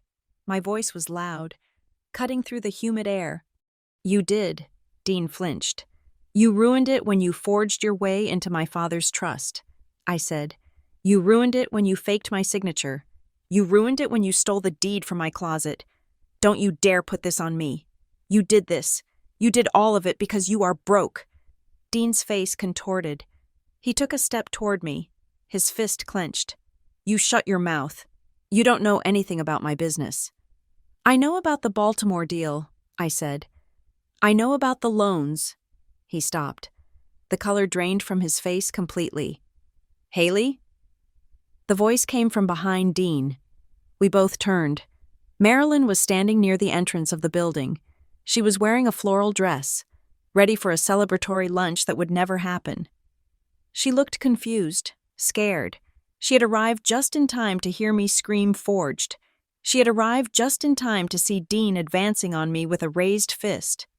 "Mom," I said. Marilyn looked at Dean. She looked at his clenched hand. She looked at the wild, desperate panic in his eyes. "Dean?" she whispered. "What is happening? Where is the buyer?" Dean spun around. The mask tried to slide back into place, but it was too late. The cracks were too wide. "Marilyn," he said, his voice pitching up into a frantic whine. "Marilyn. She sabotaged it. She came in here and told lies to the title company. She killed the deal. We have to fix this." "He forged my signature." "Mom," I said. I didn't shout it. I just said it. Mara suspended the file. "It is over. There is no sale." Marilyn looked at him. For 20 years, she had looked at him with adoration, with gratitude, with willful blindness. But now, in the harsh light of the parking lot, she saw the sweat, the fear, the violence. "You said it was handled," Marilyn said softly. "You said you had the authority." "I do," Dean insisted. "It is just a technicality." "He tried to hit me," I said. Marilyn looked at me. Then she looked back at Dean. She took a step back, away from him. "Get in the car." "Marilyn," Dean ordered. "We are going home." "No," she said. Marilyn! I am going to drive myself, she said. Her voice was shaking, but she turned away from him.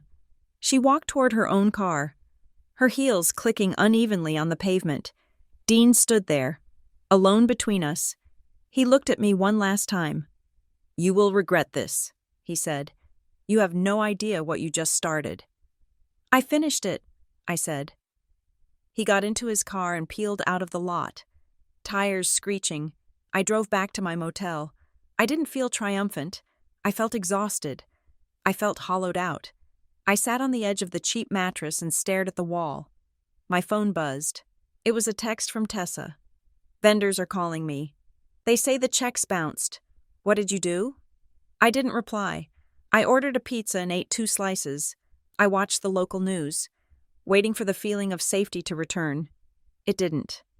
Dean was desperate, and desperate men were unpredictable. At 10 o'clock, my laptop pinged. I had a new email. It was from a generic address, seacliffwatcher88@gmail.com. The subject line was blank. I opened it. There was a single attachment, a PDF. I clicked it. It was a scanned document, old yellowed paper, appointment of successor trustee, the Russell Shoreline Trust, dated August 12th, year 8. I read the text. I, William Russell, hereby appoint Calder Fiduciary Group as the sole successor trustee of this trust. Effective upon my death or incapacity, I specifically exclude any spouse or family member from serving in this capacity. And then, typed in bold at the bottom, a note that wasn't part of the original document, a note added by the sender. He was never trustee. He just acted like he was. He found the binder in the attic and burned the original appointment. I kept a copy. I stared at the screen. The room felt cold. I kept a copy. Who? Who had access to the attic? Who knew where the binder was? Who was close enough to Dean to know he had burned the original, but hated him enough, or feared him enough, to keep the evidence? I thought of the person who had sent me the anonymous burner email. It wasn't my mother. She didn't know how to scan a PDF to a burner account. It wasn't Gordon Pell. He didn't have access to our attic. It had to be someone inside Dean's circle, someone who had been watching him lie for years. I replied to the email. Who are you? The response came back instantly. It doesn't matter. Take this to court. Finish him. I downloaded the file. I saved it to 3 different hard drives. I looked out the window at the dark parking lot. The wedding was dead. The sale was dead. But the war wasn't over. Dean had burned the truth. But someone had pulled a page from the fire. And now I had the match. The Superior Court of Seacliff Point was a building of red brick and white columns, designed to look historic even though it had been built in the 90s. It smelled of floor wax and anxious people. I walked through the metal detector with Elena Ward at my side, my heels clicking on the terrazzo floor. We were not there for a trial. We were there for an emergency. Elena held a thick file under her arm. This is an ex parte hearing, she told me as we rode the elevator to the 3rd floor. That means Dean isn't here. We are asking the judge to freeze the property immediately based on the evidence of immediate harm. It is a stopgap. But it is a powerful one. What if the judge says no? I asked. He won't, Elena said. Her face was set in a hard, professional grimace. Not with the affidavit from the title company. We sat in the back of Department 4 until the clerk called. Matter of the Russell Shoreline Trust. We walked through the swinging wooden gate. The judge, a man with heavy eyebrows and a bored expression, looked over his reading glasses at the papers Elena had submitted. You are alleging a fraudulent conveyance? The judge asked. We are alleging a defect in authority, Your Honor, Elena said smoothly. And we have a sworn statement from the escrow officer at Harborstone Title indicating that the seller attempted to use a trust certification that contradicts public records, and that the notary stamp on the deed is invalid. The judge flipped a page. He stopped. He frowned. The notary resigned 2 years prior to the date of execution? Yes, Your Honor. The judge picked up his stamp. The sound of it hitting the paper echoed in the quiet courtroom like a gavel strike. Temporary restraining order granted, he said. No transfer, encumbrance, or modification of title until a full evidentiary hearing, serve the respondent. We walked out into the hallway. Elena handed me a copy of the order. It was just a piece of paper, but it felt heavy. It was a shield. For the first time in weeks, I felt like the house wasn't slipping through my fingers like sand. Now what? I asked. Now we serve Dean, Elena said, and we make sure every title company in the state knows this property is radioactive. Back at Elena's office, the evidence began to pile up on her desk. It was no longer just my suspicion. It was becoming a narrative of facts. Mara Klein had sent over a formal incident memo. It was dry, written in the passive voice of corporate compliance, but it was damning. Subject: File 8892. Incident Report. Date: September 10th. Observation: Seller was unable to produce original trust instrument. Seller became belligerent when questioned regarding date discrepancies. Seller produced a grant deed with metadata inconsistent with the execution date. Transaction suspended. This is gold, Elena said, tapping the memo. This makes Harborstone a neutral witness. They aren't on your side or Dean's side. They are on the side of not getting sued. Their refusal to close is the strongest proof we have that something is wrong. Then there was the email. The anonymous message from Seacliff Watcher 88 had kept me awake for 2 nights. He was never trustee. Elena had put her in-house investigator on it. It wasn't high-tech hacking. It was simple deduction. The email mentioned Dean burning a binder. That meant physical proximity. The email mentioned Dean acting like he was trustee. That meant knowledge of his business dealings. The investigator traced the IP address not to a house, but to a coffee shop in Briar Glen. Then he cross-referenced the timestamp with social media check-ins. It is not a relative, Elena told me. It is Sarah Jenkins. Who is Sarah Jenkins? She was the executive assistant for Carter Logic. That is the partner Dean went into the Baltimore deal with, the partner who went bankrupt. It made sense. Sarah would have seen the paperwork. She would have heard the frantic phone calls. She would know exactly how desperate Dean was for cash because she had watched her own boss go down the same drain. Will she testify? I asked. We reached out, Elena said. She is scared of Dean, but she is more scared of being implicated in fraud. She agreed to sign a declaration stating that Dean has been shopping the beach house to hard money lenders for 6 months, claiming he had full authority. Hard money lenders. That was the last stop for desperate men. Interest rates that would make a loan shark blush. Dean hadn't just been trying to sell the house. He had been trying to pawn it. My phone began to ring that afternoon. It wasn't Dean. It was a number I didn't know. Hello? Is this Haley Russell? A woman's voice, sharp and stressed. Yes. This is Brenda from Coastal Catering. I have a contract for a wedding at your property this weekend. I just got an email from the event planner saying the venue is in dispute. I have $5,000 of shrimp on order. Ms. Russell, is the wedding happening or not? I closed my eyes. I could hear the panic in her voice. She was a small business owner, just like the people Dean was trying to cheat. I am sorry, Brenda, I said, but the wedding is not happening at this property. The person who signed your contract did not have the authority to use the house. Well, who is going to pay for the shrimp? She demanded. You need to call Dean Miller, I said. He is the one who hired you. He is not answering his phone. I know, I said. I am sorry. I hung up. Then the tent rental company called. Then the florist. I didn't yell. I didn't get angry. I just repeated the same line. Over and over. I am the owner. I did not authorize this event. Please contact Mr. Miller. I felt a twinge of guilt, knowing that Tessa's dream was collapsing in real time. But then I remembered the coming soon sign. I remembered the locksmith drilling out my locks. Dean had set this collision course. I was just the wall he had finally hit. I needed to secure the house. With the TRO in hand, I had the legal right to lock it down. I drove out to Seacliff Point in the late afternoon. The light was golden, slanting across the dunes. The coming soon sign was gone. Someone, probably Dean, had ripped it out of the ground in a rage. The hole in the earth was still raw. I walked up the stairs. I had a locksmith coming in an hour to change the locks again, this time with a copy of the court order taped to the inside of the door. I unlocked the door and stepped inside. The house was quiet. The staging furniture was gone. The jazz music was gone. It smelled of lemon polish and the sea. I walked into the kitchen. My mother was sitting at the table. I stopped. She didn't look up. She was tracing the grain of the wood with her finger. She looked smaller than I had ever seen her, as if the air had been let out of her posture. "Mom?" "The door was unlocked," she said softly.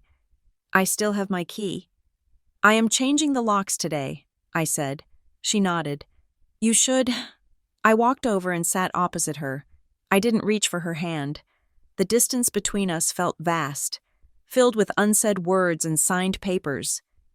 "Dean is at a motel," she said. "He hasn't come home in 2 days. He says he is strategizing. He is hiding." "Mom," Marilyn looked up. Her eyes were red. "I knew," she whispered. My breath caught. "You knew what?" "I knew about the binder," she said. "Years ago, right after your father died. I was cleaning out his office. I saw a blue binder on the shelf. It said Shoreline Trust on the spine. I went to pull it down." She paused, swallowing hard. "Dean came in.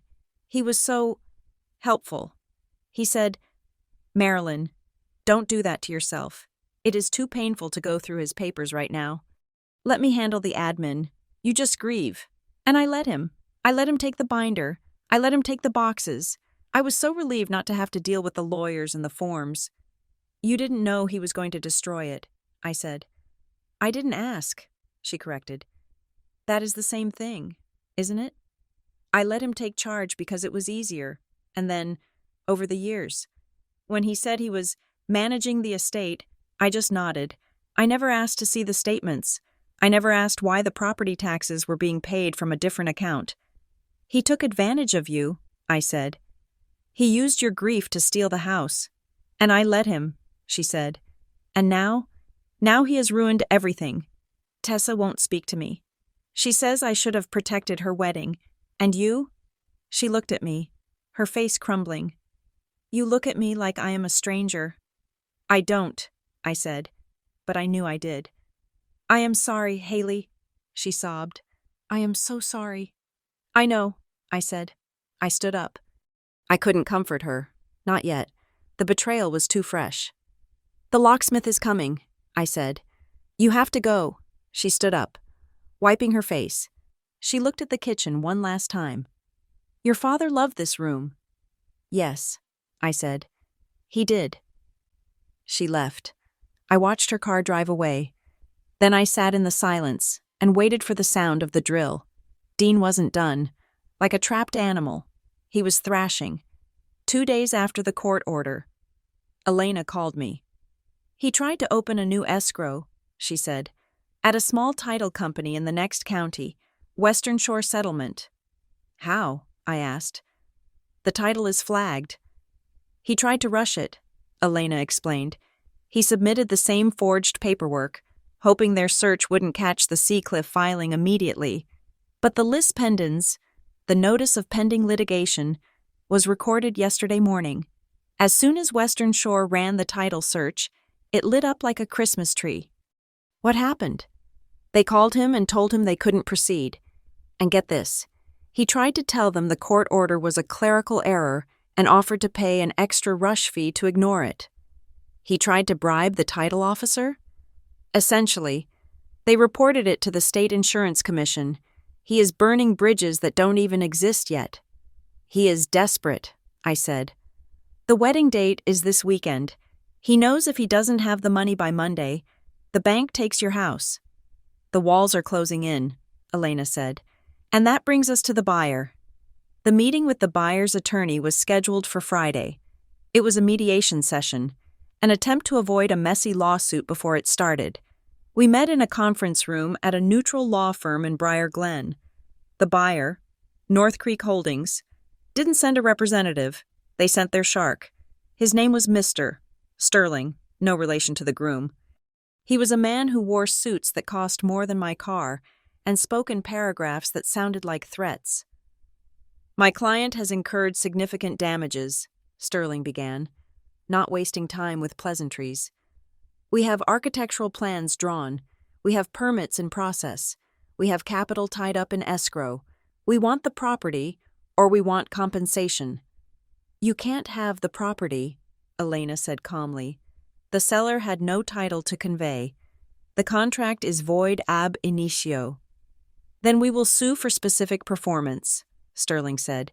"We will tie this property up for 5 years. Ms.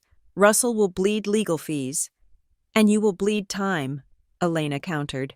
"And at the end of 5 years, you will lose, because a forged deed conveys nothing. You know the case law." Sterling leaned back. He knew she was right. "However," I said. They both looked at me. "I am not your enemy," I said. "I am the victim of the same fraud you are. Dean Miller lied to you. He presented false documents. He wasted your time and your money." Sterling looked at me, assessing. "Go on." "If you sue me," I said, "I will fight you. I have the trust documents. I have the affidavits. I will win. But if you sue Dean—" I paused. This was the hard part. This was the part where I had to be surgical. "Dean has assets," I said. "He has a home in Briar Glen. He has a business. He has insurance policies. If you want to recover your damages, you need to go after the person who defrauded you." Sterling tapped his pen on the table. "We are already drafting the complaint against Mr. Miller for fraud and misrepresentation, but we are concerned about solvency. If he is as desperate as you say, the well might be dry." "The house in Briar Glen has equity," I said. My voice wavered slightly. That was my mother's home. "And his business has liability insurance. That is where your money is." Elena looked at me, surprised. I was effectively pointing the cannon at my mother's front door. "But," I added, "I have a proposal. I am listening." "I will agree to a mutual release with North Creek Holdings," I said. "I won't countersue for slander of title. I will walk away, and you will walk away. You drop your claim on the beach house immediately. In exchange, I will provide you with the full evidence file, the notary proof, the trust inconsistency, the witness contact for his financial distress. I will hand you the case against Dean on a silver platter." Sterling stopped tapping. He looked at Elena. "She is offering us a slam dunk." "She is," Elena said. "And one more thing," I said. "Yes?" "When you file against Dean," I said, "you leave Marilyn Miller out of it. You name Dean Miller solely. You don't go after the spouse unless you have proof she was involved in the fraud." Sterling frowned. "If they are married, the assets are commingled." "Dean acted alone," I said firmly. "My mother was a victim of his manipulation, not a co-conspirator. If you drag her into court, I will drag this out. If you focus on Dean, I will help you expedite the judgment." It was a bluff. I couldn't control who they sued, but I could make it easier for them to choose the path of least resistance. Sterling looked at his notes. He looked at the clock. "I will take it to my client," he said. "But if you give us the evidence file, I think they will prefer a quick judgment against the husband over a long fight with the daughter." We walked out of the mediation. Elena grabbed my arm. "That was brilliant," she said, "and dangerous. You know, if they get a judgment against Dean, they can still lien the house." "I know," I said. "But I bought Mom time, and I kept her name off the complaint. That is the best I can do." Saturday was supposed to be the wedding day. Instead, it was a day of rain. The sky over Briar Glen was a bruised purple. I was at my apartment, organizing the files for Sterling. When my doorbell rang, it was Tessa. She wasn't wearing white. She was wearing sweatpants and a raincoat. Her hair was wet. She looked like a ghost of the girl who had screamed at me in the living room. "Can I come in?" she asked. I stepped back. "Yeah." She walked in and stood in the middle of my small living room. She looked around at the boxes, the lack of luxury. "The wedding is off," she said. Her voice was flat. Joshua's parents. They pulled the plug. They said the legal cloud was embarrassing. They didn't want their son marrying into a scandal. I am sorry, Tessa, I said, and I meant it. I didn't want that. Dean told me you did, she said. He told me you were jealous. He told me you hated me. She sat down on my sofa, hugging her knees. I knew, she whispered. I froze. You knew what? I knew something was weird, Tessa said. For months, every time I asked about the beach house, Dean would get weird. He would say, "Don't talk to Haley. Don't mention the house to her. She is fragile. She will get upset." He made it seem like he was protecting you. He was hiding the lie, I said. I know that now, Tessa said. But I wanted the wedding so bad. Haley, I wanted the tent and the ocean and the photos. So I just listened to him. I let him tell me what to think. I let him make you the villain because it was easier than asking why he wouldn't let me talk to my own sister. She looked up at me. Her face was streaked with rain and tears. He used me, she said. He used my wedding as a cover story to sell the house quickly. He didn't care about my day. He just needed the deadline to pressure you. Yes, I said. I hate him, she whispered. He ruined it. He ruined everything. I sat down next to her. I didn't hug her. We weren't there yet. But I sat close enough that our shoulders almost touched. He ruined the wedding, I said. But he didn't ruin us. Not if we don't let him. Tessa nodded. She leaned her head back against the cushion. Mom is a wreck. She is just sitting in the dark. I know. What are you going to do? Tessa asked. I am going to finish it, I said. I am going to court on Monday, and I am going to make sure he never touches that house again. Sunday night, the eve of the full hearing, I was restless. I had the evidence. I had the witness. I had the momentum, but I still felt like I was missing the core. I had proved Dean was a liar, but I hadn't proved what my father had actually intended. I was going through my mail, which had piled up on the counter, bills, junk, flyers, and a thin white envelope from First National Bank of Seacliff. It was marked Final Notice. I opened it. Dear Customer, regarding Safe Deposit Box 404, our records indicate that the annual rental fee of $45 is past due. Please remit payment immediately to avoid drilling and inventory of contents. Safe Deposit, Box 404. I stared at the letter. My father had a safe deposit box? I had never found a key. I had never seen a bill. Then I looked at the account name, William Russell/Haley Russell. He had put my name on it. He had made me a joint signer, but the bill had been going to his old P.O. box, which had been forwarded to Dean's office, and then eventually expired. This letter had made it to me because the bank had done a skip-trace search for the secondary owner. I looked at the clock. It was Monday morning tomorrow. The bank opened at 9. The hearing was at 10. I could make it. I didn't sleep. I drove to Seacliff Point at dawn. I sat in the bank parking lot and watched the sun come up over the water. At 9 o'clock sharp, the doors unlocked. I walked in. I need to access Box 404, I told the teller. I don't have a key, but I'm on the account. She checked my ID. She checked the system. You are a signer, she confirmed. But since you don't have the key, we have to drill it. There is a fee. I will pay it, I said. Drill it now. It took 20 minutes. The locksmith, a different one than the man who had changed my house locks, worked the drill. The metal shrieked. Finally, the little door popped open. The teller slid the long metal box out and carried it to a private room. She set it on the table and left me alone. My hands were shaking. I opened the lid. It smelled of old paper and dust. Inside, there was a watch. My grandfather's gold watch. There was a stack of savings bonds, and there was a thick blue envelope, on the front, in my father's handwriting. It said, For Haley. Open only when you need to. I opened it. Inside was a document bound in blue paper. The Russell Shoreline Trust. Original instrument. I flipped to the back. There was my father's signature. Bold and blue. There was the notary stamp, a real one, from a notary who hadn't resigned, and there was the appointment of the trustee. I hereby appoint Calder Fiduciary Group as the initial and sole trustee.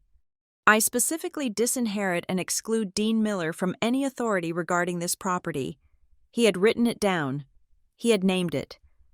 Behind the trust document was a handwritten letter.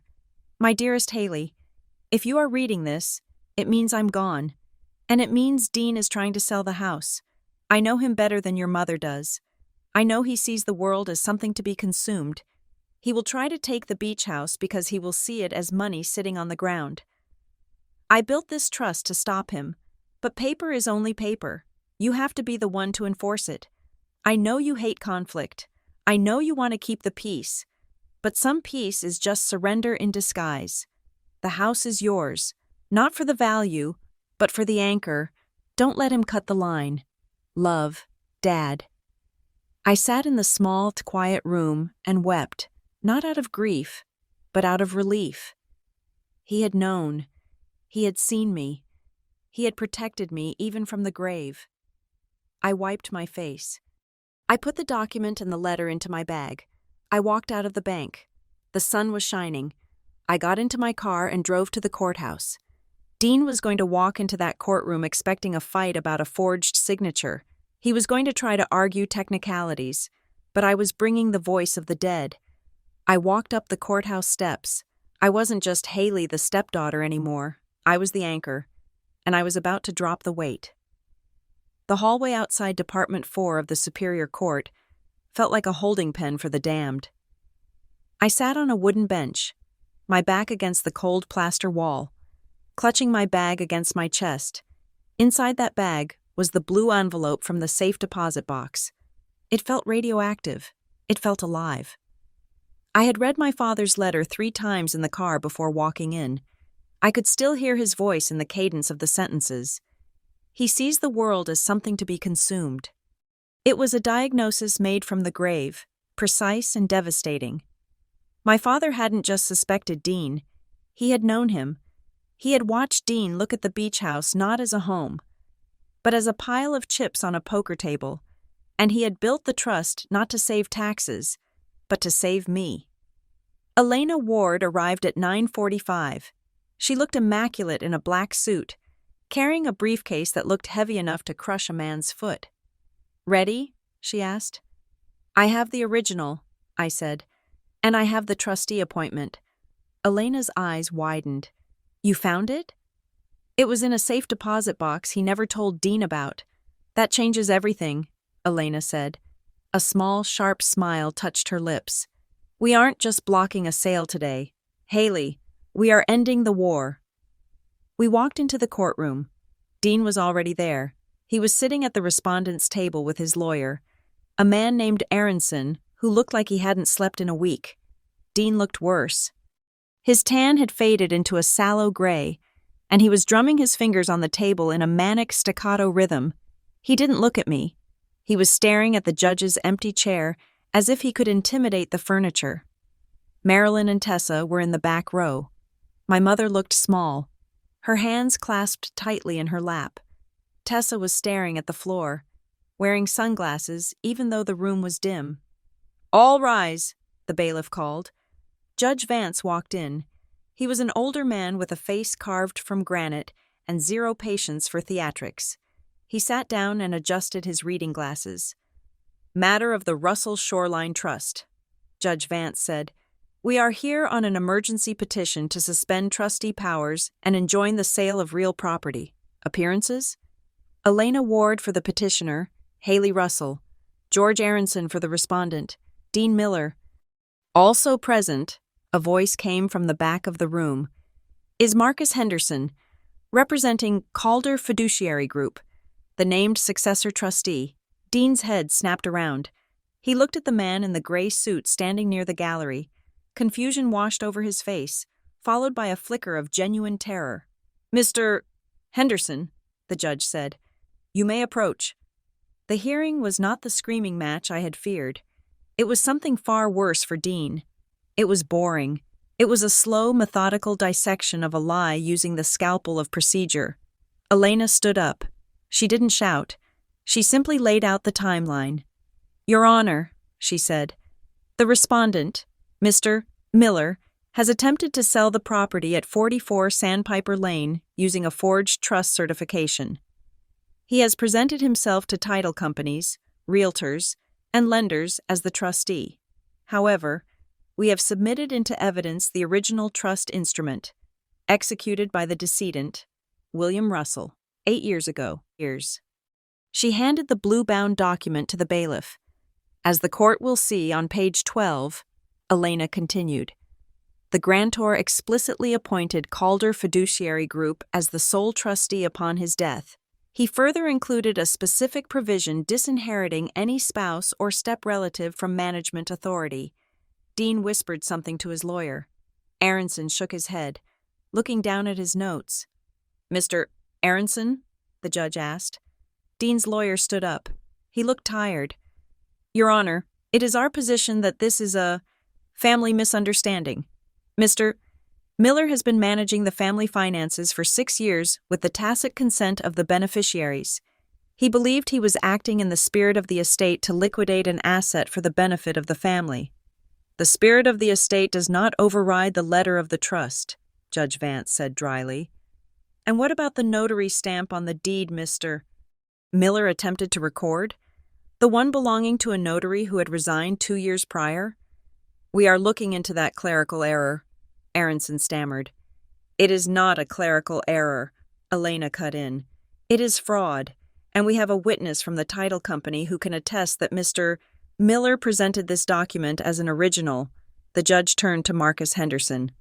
"Mr. Henderson, does your firm accept the appointment?" "We do, Your Honor," Henderson said. "We were unaware the grantor had passed, as we were never notified by the family. Had we known, we would have secured the asset 6 years ago. We are prepared to step in immediately, secure the property, and conduct a forensic audit of any funds Mr. Miller may have misappropriated." Dean stood up. He couldn't help himself. "I didn't misappropriate anything," he shouted. "I paid the taxes. I fixed the roof. I took care of that house when nobody else wanted it." "Sit down, Mr. Miller," the judge barked. "No, you listen to me," Dean said, his voice rising to a desperate pitch. "I am the husband. I am the head of this family. You can't just let her—" He pointed a shaking finger at me. "Come in here with a piece of paper she found in a box and ruin everything. I had a deal. I had a buyer." "Mr. Aronson, control your client," Judge Vance warned. "I have rights," Dean yelled. "You have no rights regarding this property," the judge said. His voice was like a gavel strike. "The court finds that the petitioner has established a prima facie case of authority. The temporary restraining order is converted to a preliminary injunction. Dean Miller is hereby removed from any capacity, real or imagined, regarding the Russell Shoreline Trust. He is ordered to surrender all keys, documents, and records to Calder Fiduciary Group within 24 hours. The judge looked at Dean over his glasses. "And Mr.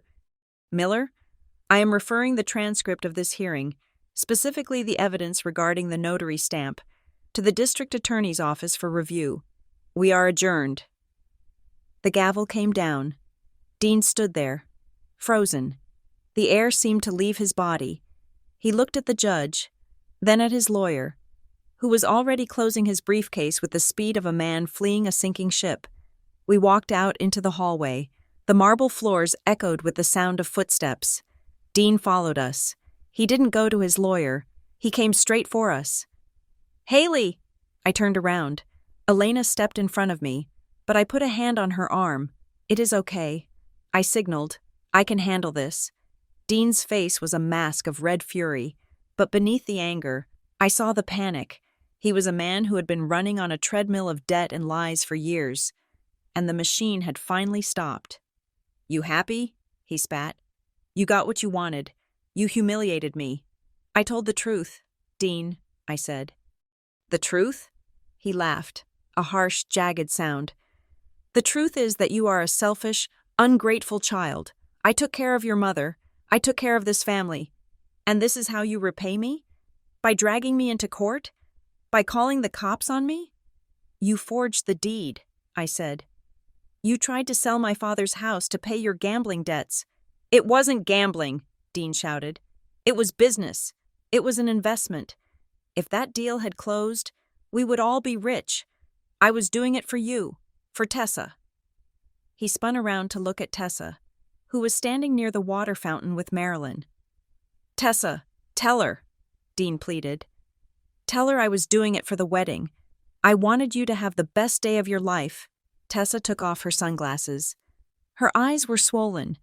She looked at the man she had called Dad for 20 years. You didn't do it for the wedding, Tessa said. Her voice was quiet, trembling. You did it for the timeline. The wedding was just the excuse to get the cash fast.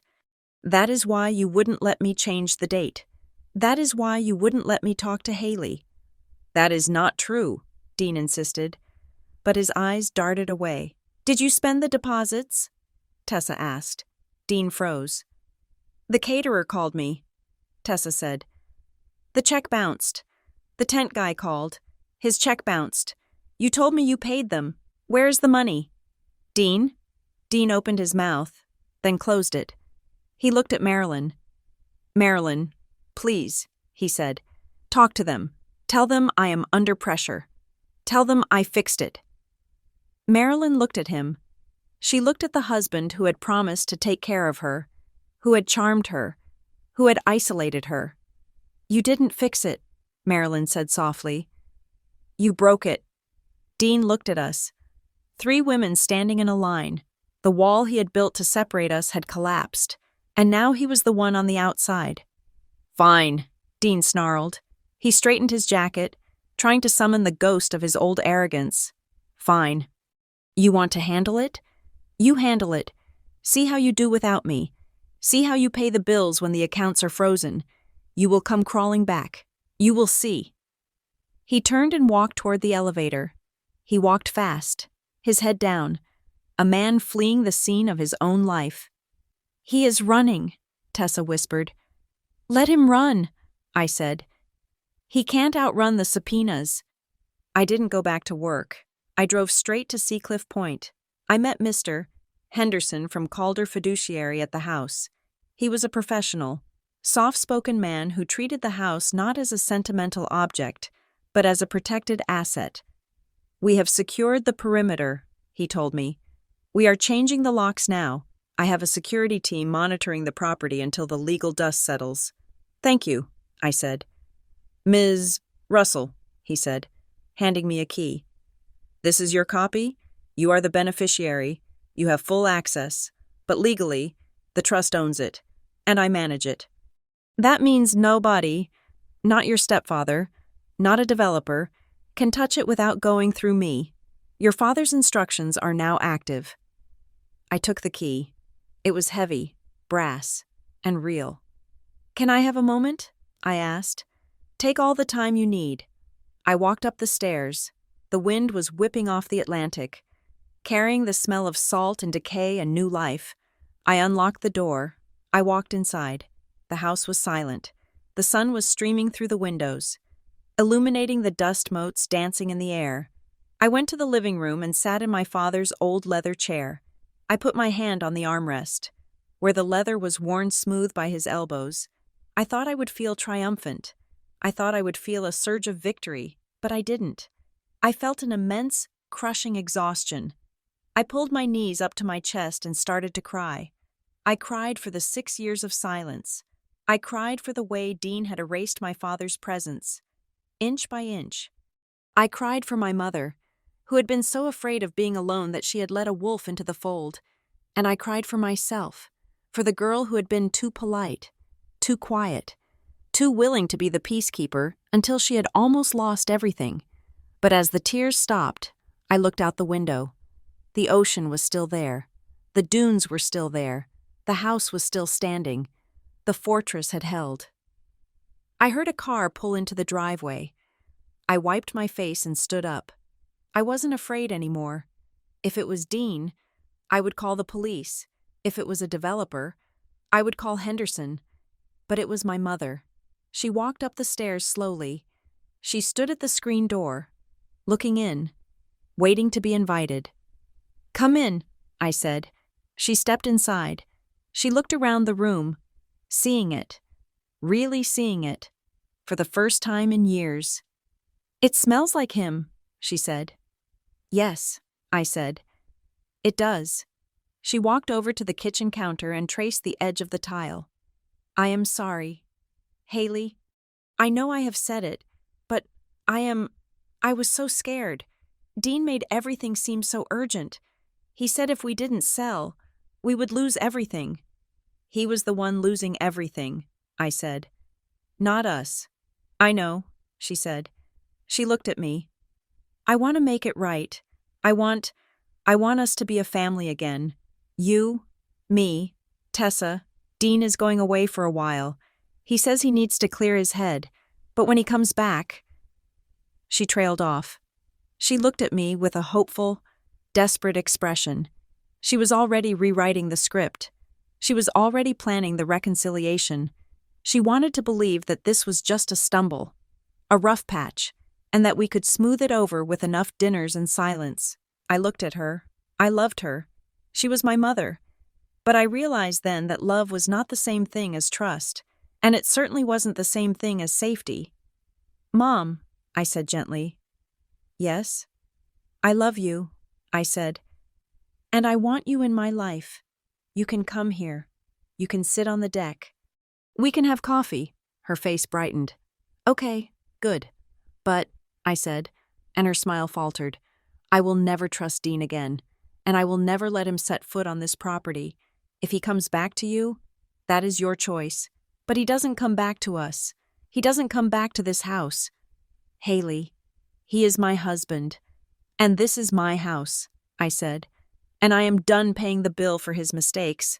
I am done being the reasonable one who sets herself on fire so you don't have to deal with the smoke." Marilyn stared at me.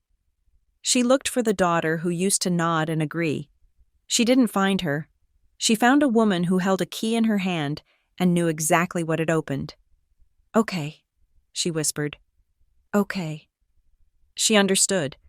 The old contract was broken. A new one had been written, and this time, the terms were mine. The next few weeks were a blur of process servers and legal notices. Dean didn't come back.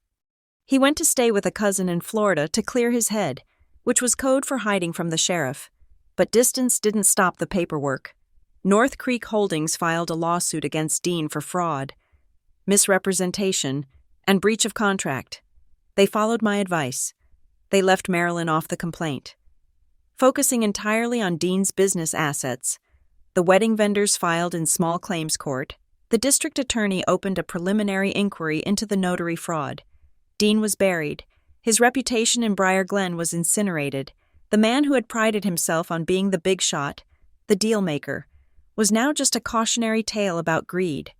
Tessa broke off her engagement, not because of the house, but because she realized she had been marrying a lifestyle, not a man.